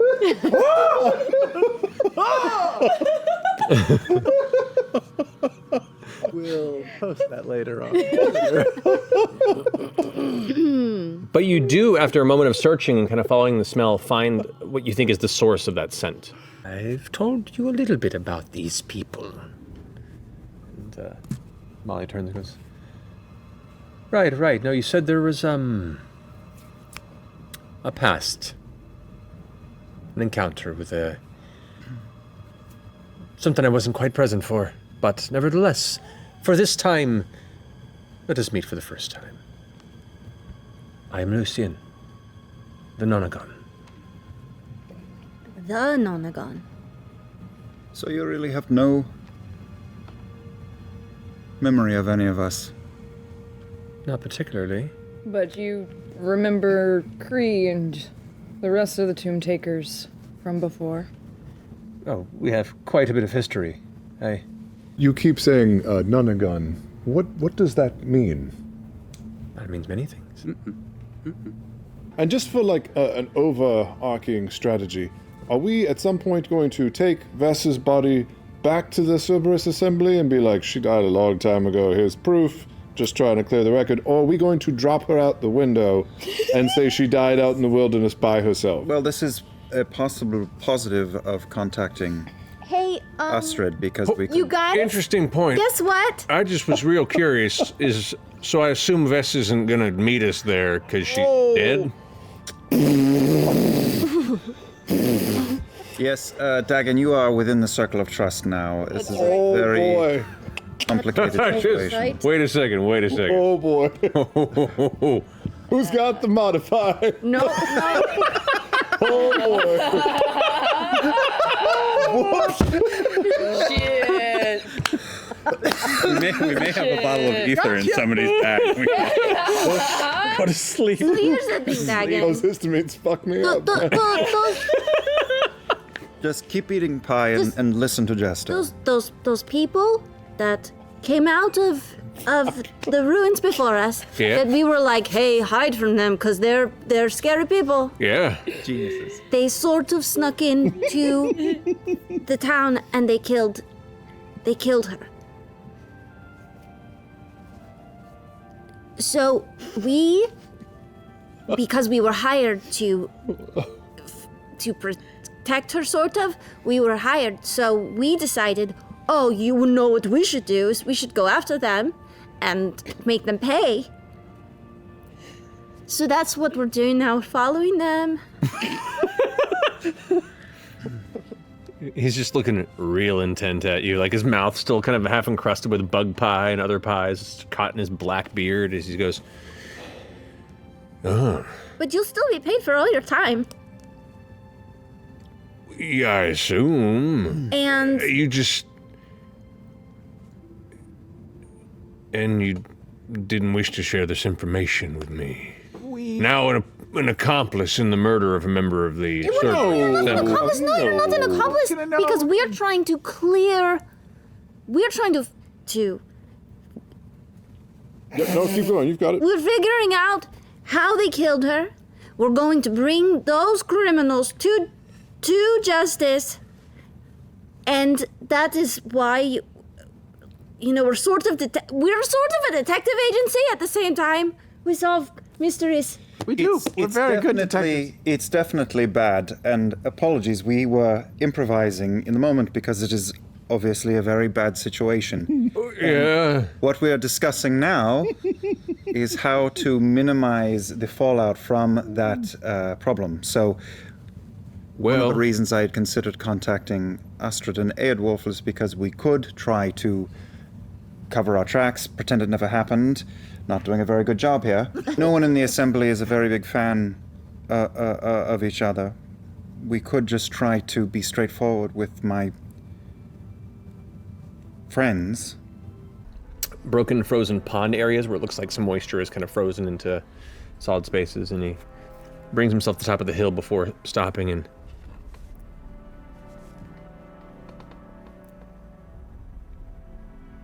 No. What? Y'all hear that? Do we? Should we be concerned? Make a perception check. Yeah. 28. You definitely hear it. There's it's weird. It's this. At first, sounds like a sourceless, muffled grinding sound. It's like a sourceless, muffled grinding sound. It's very faint. SMGS? Oh no. And yeah, go ahead. You hear on top of it, in short bursts, this odd kind of high-pitched trill. Just like it's almost insect-like. It's weird and it's faint. And both are getting steadily louder. Oh, are these those scary snow worms you were talking about? Grab a weapon, because I think that's exactly what it might be. Oh God. Can we get on defense or something like that? Back to back? Yeah, Back to back. Something I haven't. Whatever you do, stop moving. As you all kind of stand there with the hint of like ice glittering. You watch as the surface in which elements of small snow and ice flecks start clattering across the surface. You begin to feel the vibration in the ground beneath you. Dagen just sits there and takes a big gulp and goes, unfortunately, I think I was right. Out of the ground to the right of your group, you watch as a spray of white snow, ice, and dirt is thrown 20, 30, 40 feet in the air in this massive explosion. You all immediately recoil and glance up as you see this massive, swollen, white armored mass of flesh, pinkish and red, poking through this kind of white armored carapace-like exterior. As it rises up, the top curls back down. You see a singular, angry, burning eye in the middle of its face as its jaw kind of splits open. Oh. That weird trill sound strikes the air, and your ears feel like they're about to burst for a moment. I need you all to roll initiative. What the fuck was that? Way to go, Travis. It was incredible. If I could have Yasha and Caduceus, Jester, and Fjord all roll a d20 for me.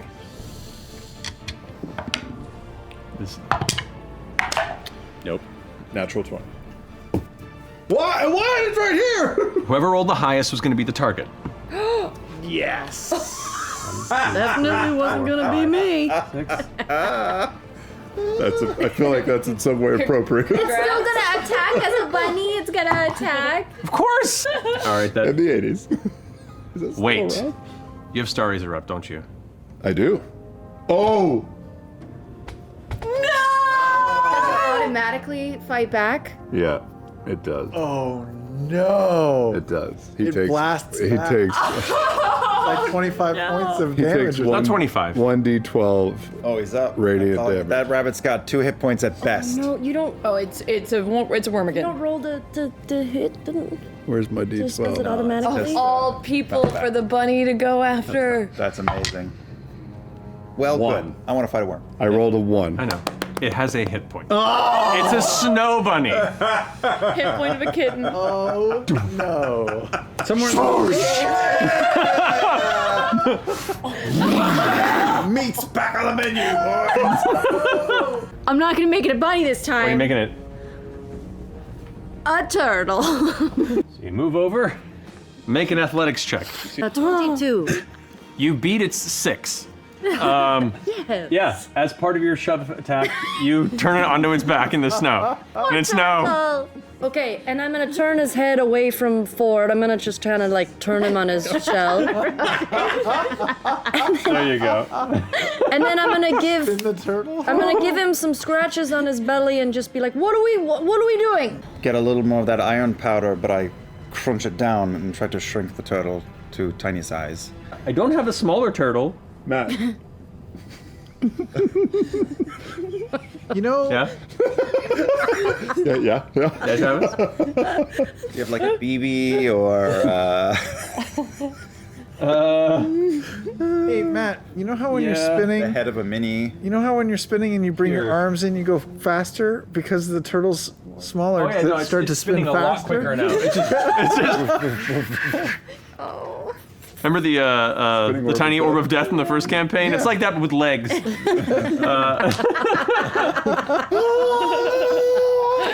I'm trying to. It's only like this for I love that you're searching for a smaller. Here. Here. turtle for an hour. This piece of tiny turtle for a minute. glitter is the turtle. Fucking shot is amazing. We're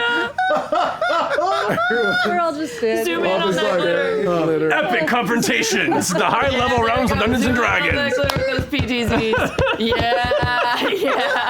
Level 13 D&D. Yeah, alright. So, the turtle's turn. Well, it gets up. Turn over the glitter. Thank you for adjusting it for us. There you go. I want Jester, Yasha, Caleb, and Beau to roll a d20, please. I actually lost sight of it a little bit. It's in my hand. Got it. Oh shit. 9. Natural 20. Oh boy, Bowie's coming for you. Coming for me. Better get that Coming for me. Oh boy, it stuck to your finger. Oh, wow. 20? Miss. Could be true. Yeah. Just pull your foot back 2 inches. Yeah. Let's do For the it. sake of brevity, No, we want to this play it out. incredibly dangerous encounter Baby turtle. has ended in the climactic finish of you carrying your stunned halfling friend as Dagen goes, I don't know what the fuck you people are, but thanks. Let's go. As you all leave a slowly walking angry turtle that's slipping on ice. He'll turn back. He'll be okay. That's right, you better run. We have made an enemy for life. So I was picturing like a gentle slow. No, I think it's like a double black diamond. Like you're the Yeah. asshole that walks up Yeah, it's with the cooking tray, and you're like, no problem. yeah. The Empire kids don't vacation up north here to ride down for the holiday. They're still on foot another like hour to an hour and a half of travel before you reach the base of the mountain. So an hour and a half sled ride? I'll give the shield back. No, it would be like Once we're closer. a 4-minute sled ride, and whatever remains of you when you get to the bottom. Very Yeah. little to break with. But I think you should. Once we're a safe distance down, it'll be Yeah. time. There will be a moment where you will be able to sled. Just I would recommend not doing it right now. Oh no, you're What if- making me want to do What it. if I turn her into a fish first? I worked hate before. you so much. Why me? Why is it turned on to me? I was like 13 in that headshot, man. Oh, you're so 14. Find that. Oh wow! Is that before? I don't even know how old I was. It looks like it's I going still from this. lived in Kentucky. Okay, yeah. That was when I was working for Actors Theater of Louisville. That's how old that shit is. I can still see the unbroken dreams. It's amazing. Yeah, see all the hope still in my eyes? It's great. For dinner, I use Major Image to make sort of a spectral huppadook around the entire table with dim little huppadook fireworks going off around just for ambiance. That's all. Small detail. I'm going to send a message to Kiri. I haven't talked to her in so long. Oh, is she? Yeah, I approve of this. Let's do this. Birds don't live long. That's not She's true. still alive. okay. I'm going to send a message to Kiri. All right. Kiri! How are you? We miss you. We're in snow right now. How's Hupperduke? Looking at fireworks? Tell me you're cute. Also, that you're good. The response comes, "We miss you!" Hupperduke is interesting. It's fun. We miss you! I built something. There are all these like strange voices coming through with the different phrases from people she's picked up around her since then and such. Please come. I am sweet. And that's where it ends. She built something. How fun. Wonder what she. Or at least someone who talked to her built something. No, she knows how to use words that people say. Well, I mean, Oh, we need to go back and visit her soon, okay? I would love to go back to Hupperduke. It was such a party. It was a good time. Every once in a while, a little skeletal fish floats past Beauregard. Good time. Lots of good times. I'm going to make my way over to Jester's room Okay. and knock on the door. she goes to bed at 8 o'clock now because Yeah, 6 o'clock. Early dinner. I hear the Game Show Network inside the room. I'm asleep. Oh boy. Gave up sugar today, did you know? Hello? Just Hello? gumming it.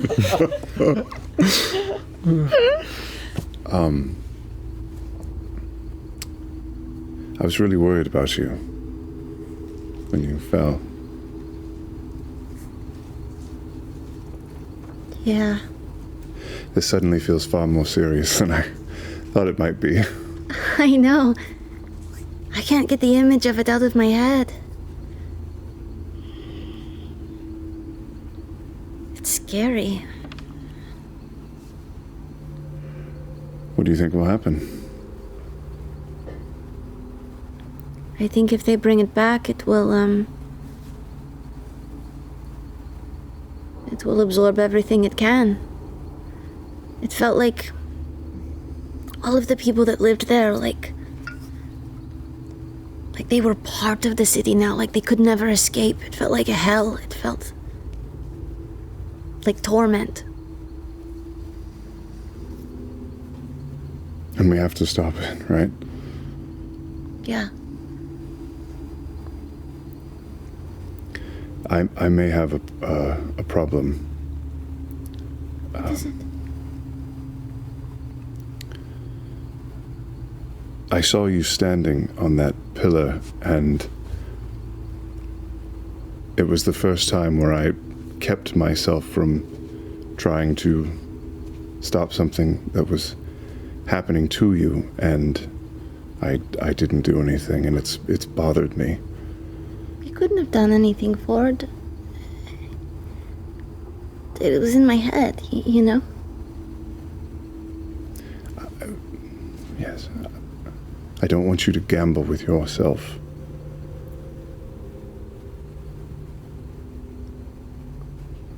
I know we were playing and it didn't seem like much, and it seems to have exacted a pretty serious toll. All I'm saying is I want you to be careful as we do this. I don't think we'll be the spectators that we thought we might be.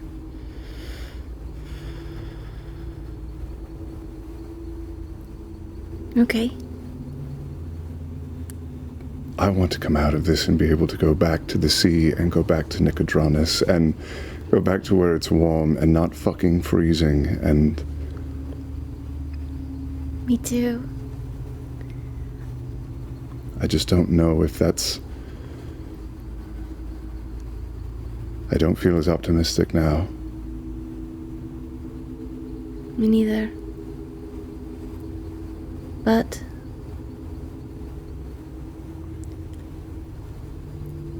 I'll try to be safe. And you should too. But if it comes down to it, if it means stopping that thing,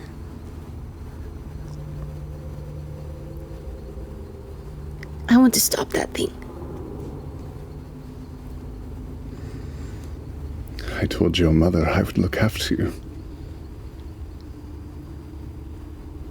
Yeah, we'll be fine, Fjord. We always are.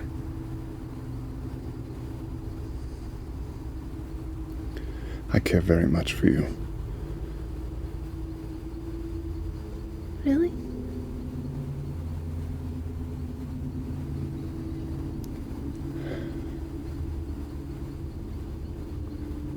Is it because I have chiseled cheekbones now? It's the longer horns. Yeah, it really does it, doesn't it? Yeah. It gives you an intimidating look. And I pull her in. Can I kiss you?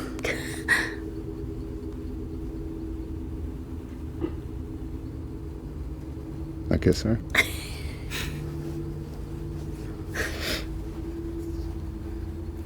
I don't know how this will go. But I can't promise that I'm gonna let you just throw yourself at this thing.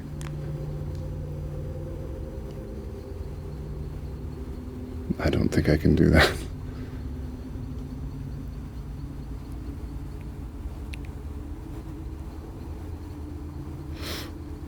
I don't have an argument.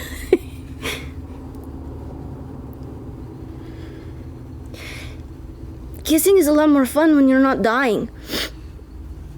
Oh, and not when you're underwater drowning. Yeah, that's what I mean. Mm-hmm.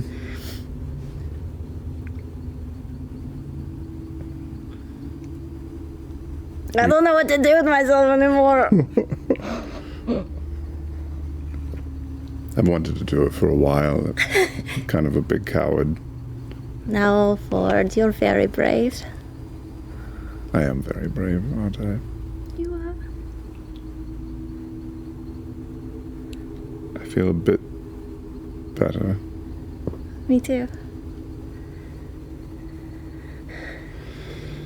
Are we sure we have to go fight this city? We have could to just go fight leave. the city. Maybe We stay have in to the fight it, tower. Fjord. We could get cats and just flee. We have to fight it. All right.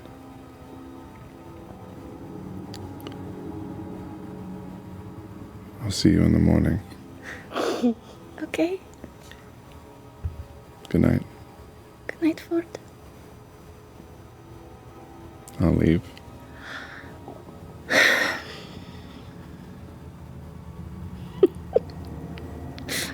I'll just go lay in bed and hold up my little unicorn figurine and fall asleep holding it. I don't sleep much. As the rest of you find sleep in your corresponding chambers, closing the final night before your arrival at the second Aeorian excavation. We're gonna take a break. We'll be back here in a few minutes to pick up from there. Love is real. Yep. You did it! The guy who never said he'd roleplay romance initiated. I'm proud of you, buddy. I know. 5 years. Look at that. This is character growth. Like, I'm not talking about Fjord. I'm talking about Travis. Yeah. Oh, he's hiding his face. I know. It's good. It's good. And how was it? It's great. Alrighty, we'll see you guys back here in a few minutes. That door is damaged and is back in its wedged position as it was when you found it. Let's go. But locking you guys inside that side of the chamber. The other door opens and you're within the dome, right? Yeah. All right, what are you guys doing? Let's go.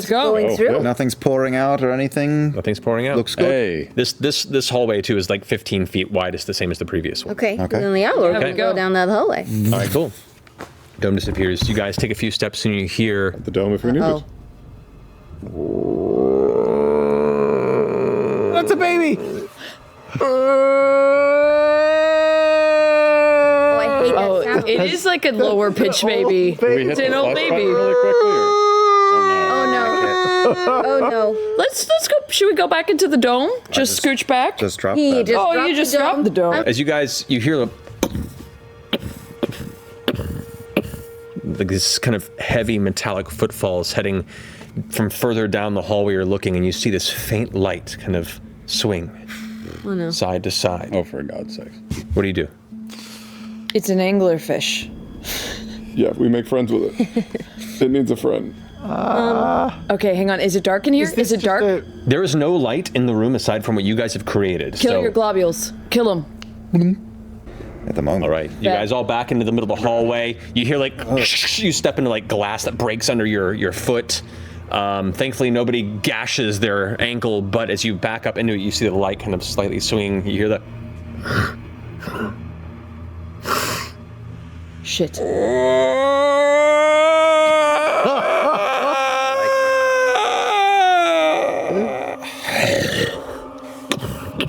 The light begins to get faster as it heads towards you. You can see now it lighting up the walls as it approaches. Let's just keep dragging them out. Let us not fight in the hall. Back him out. Back them out. Back them out. It could be really sad, you know? It might be Yes. Yeah, maybe. Yeah. Maybe He's it got wants a to be broken our paw. friend. This As it gets louder and louder before eventually you see the light begin to fill the floor as there is this dangling, swinging orb of light. You watch, especially from your edge, both Yasha and Beauregard as it emerges. And from the light you see framed these like human arms reaching out. And two more human arms. And two more. Clusters Nope. of human arms that seem to be reaching out from the sides of a large, bulbous, swollen head. You see these arms reaching out like predator tendrils from the sides. Sorry, nope. These white, pupilless, glistening, bulging eyeballs protruding from the front of this gray face that the orb is floating from. Into the doorways, into the doorways, into the doorways, into the doorways, into the doorway. Its massive, mammoth-like body of thick hide begins to step inward.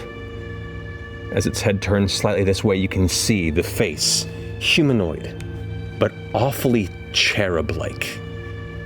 Like a large, pulsing, swollen baby face with over a half dozen arms emerging from the side as its mouth opens to split open jaw with hundreds of teeth filling the inside of its blackened mouth. They slightly twitch and turn.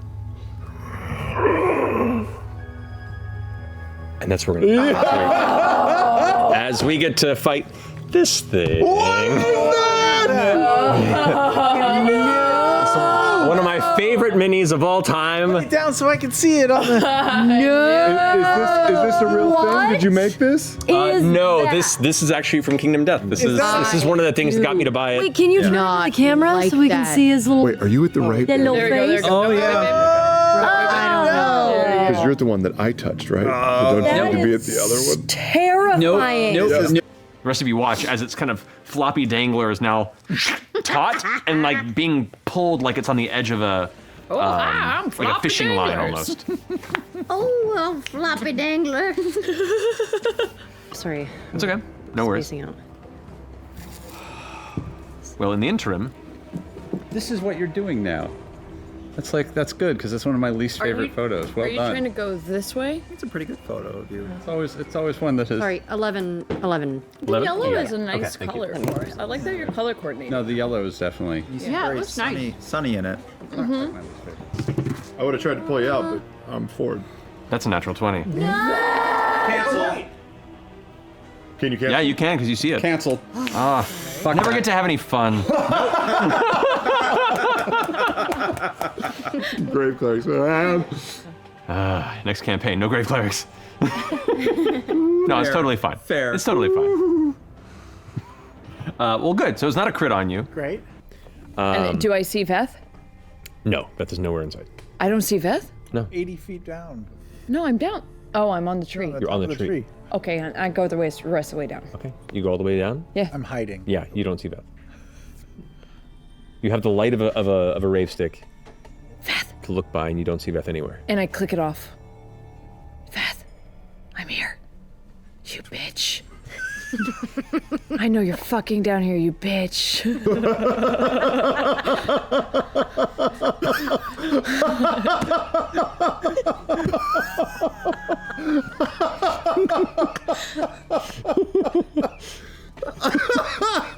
I'm gonna try to stealth and sneak up on her. Okay. You bitch. I know you're down here. 27. Stealth. She has no idea where you are.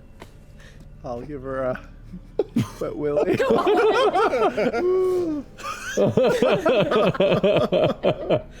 Yeah, you got well willied.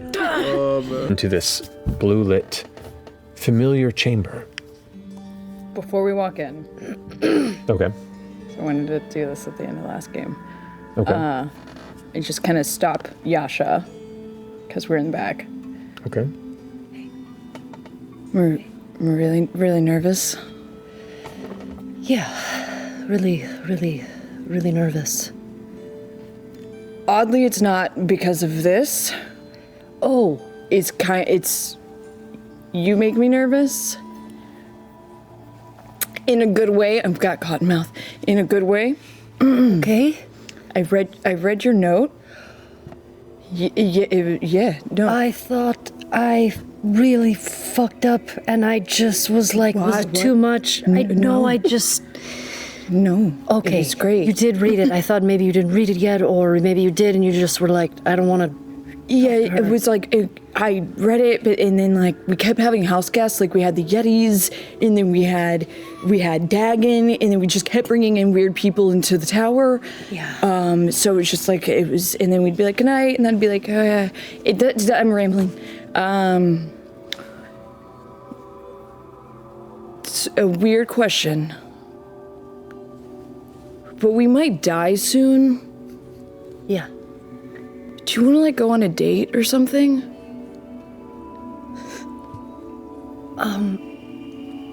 Yes, of course. Yeah? Okay. I never like do anything the right way, and so I figured that maybe with this I should just go like start from the beginning. And we haven't really had we had like a beginning, and then we had like a you stabbed me thing, and then now we kind of need like a second beginning. I would love that more than anything. Okay. And just, I feel weirdly, happy and excited in this really weird place. But, wow, I feel really good. I think I just thought that, you know, when like, you start acting weird or stupid around someone, and then you're just like, why can't I just act normal? Yeah. But I think it's, I like you, Beau. Yeah, I like you a lot too. I don't know. We'll figure something out. I asked Caleb if we could like change the tower, you know, because we're kind of in like a weird situation where I don't think there's bars, but I've got some ideas. So, okay. Yeah, I would love that. Okay. Tomorrow night, is that too soon? Should we wait till the weekend? What day is it? I don't even know. Yeah, we're all Just sort of like, Waiting. No, you guys went ahead and I stopped her. Oh, okay. Yeah, you guys have descended into the chamber. okay. We'll get to you all in a second. You might be like, Hold her back. much less fun. If we, I'm listening to this. Yeah. Sorry. if we live, let's go on a date tomorrow night.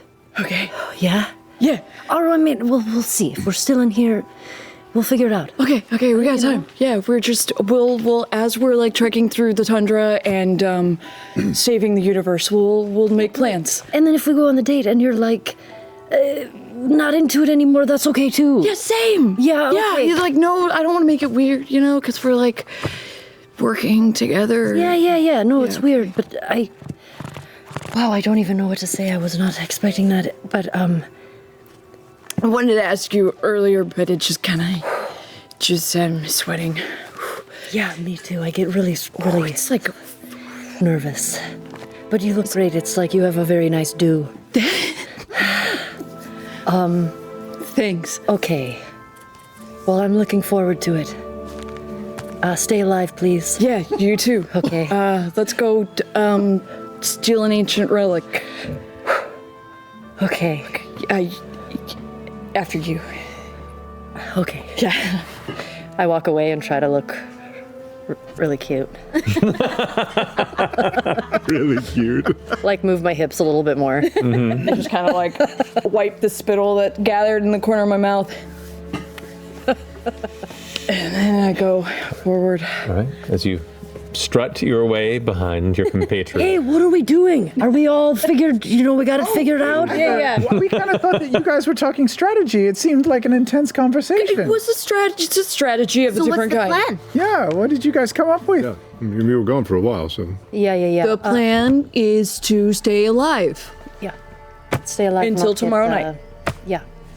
You had a much more intricate thing before we went into the last one of these places. It was like you wanted to talk and be allies and all sorts of stuff. This is just stay alive. Well, Lucian's not here, and now it's kind of just get the job done, right? And just like make it and just live in the moment, yeah? Yeah, take this handkerchief. You're oddly sweating in this whole place. I know, it's... Yeah, you look like my dad. Oh, no. No, it's a good thing. Did you? No, I'm You were great. farting back there, weren't you? I didn't want to infect the room. You know, we're kind of in a Very considerate. it's limited oxygen down here. I didn't And weirdly, want to. because I can't smell her farts for some reason, so she held me back just to stay with her in the. Well, she had tummy issues. A very unique trait, Yasha. Is that like It's that some crayon people? smell. It's very overpowering. It's just farts. I don't know. Critical role. Because flowers, Just farts. you know. I think I've heard of that. It's like some people pee when they eat asparagus. It smells funny. Some people just can't smell farts. Yeah. It's a genetic It's thing. just it's a Good it's to a weird know. thing. Yeah. Yeah. You gotta drop a bomb. Do it around Yasha that. is your wingman. Yeah. So, as you take in the environment around you, Sorry, I was hiding. So, everything went well, hopefully? Well, we didn't find what we were looking for, but we feel confident we're going to find it at the next site. make a deception check, please. Has Caduceus ever had to make a deception check? Tree. Fuck his shit up. Oh my god. 9.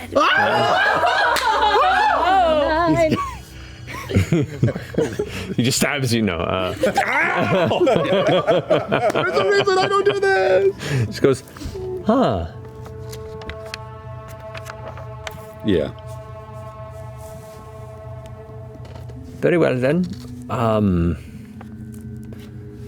Did you have any luck coming upon my comrades? Oh. Oh, that we did find. Yeah, you Superman up like shh, and he's currently like quickly climbing up. There is. Do you have dark vision? Yeah, half orc you do. So to see, he gets maybe about 40 feet from the lip before you catch up to him. I'll just go past. He's like, right up top. And just scurries up as fast as he can. I'll just kind of look over the lip and be like, that was very rude. You see, he kind of like gets to the top and steps onto it. We're back, baby. Yeah. Clutches his pack in one hand and kind of like reaches to the side where he has a little short sword. And he's like, listen, I don't want any trouble. I just put the little star, I put the star razor on the ground and I'm spinning it. Just let me go. I'm just going to go back to Balin. Go as if we had any ill intentions for you, but you cut the rope on my friends. That was not the thing to do. Sit down. Make an intimidation check. This feels like the good old days. I love it. 25. Plus 10 to intimidation. He jumps to his death. He goes, We catch him. No, dude. No, stop. I was just hired to do this. I have no stake in this. I am not trying to hurt anybody, but I'm not about to get killed by... No one's going to kill you. Look, you seem to have the wrong idea. We meant what we said. Your friends were already dead. We clearly had lots of trouble down there, but I'm not going to let you leave my friends to their death and let you just run away. There's this like crunching sound behind him. And he turns and looks, and you see there, kind of just over the edge of the snow, hood up, Dagen in his combat chair, the axe out in front, just goes, should probably listen to the man. Huh? Yeah. You see like snow frost in his beard. He looks pretty good. You can see like he's pretty good at camouflaging himself out here. He has like a separate white cloak that he puts on, and the frost that gathers around it, you can barely see him except for when he adjusted himself. Believe me, I really don't want to arrange a meeting between you and Sheila, but I will.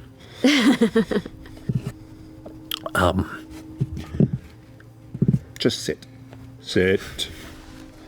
He sits in the yellow snow that has gathered around him. I crest the top and land and say, that was a mistake. You cut the rope on my friends. And I am not going to let that... Seems like I'm... That was inspired. Already. It was take care of it pitch already? Perfect. Yep.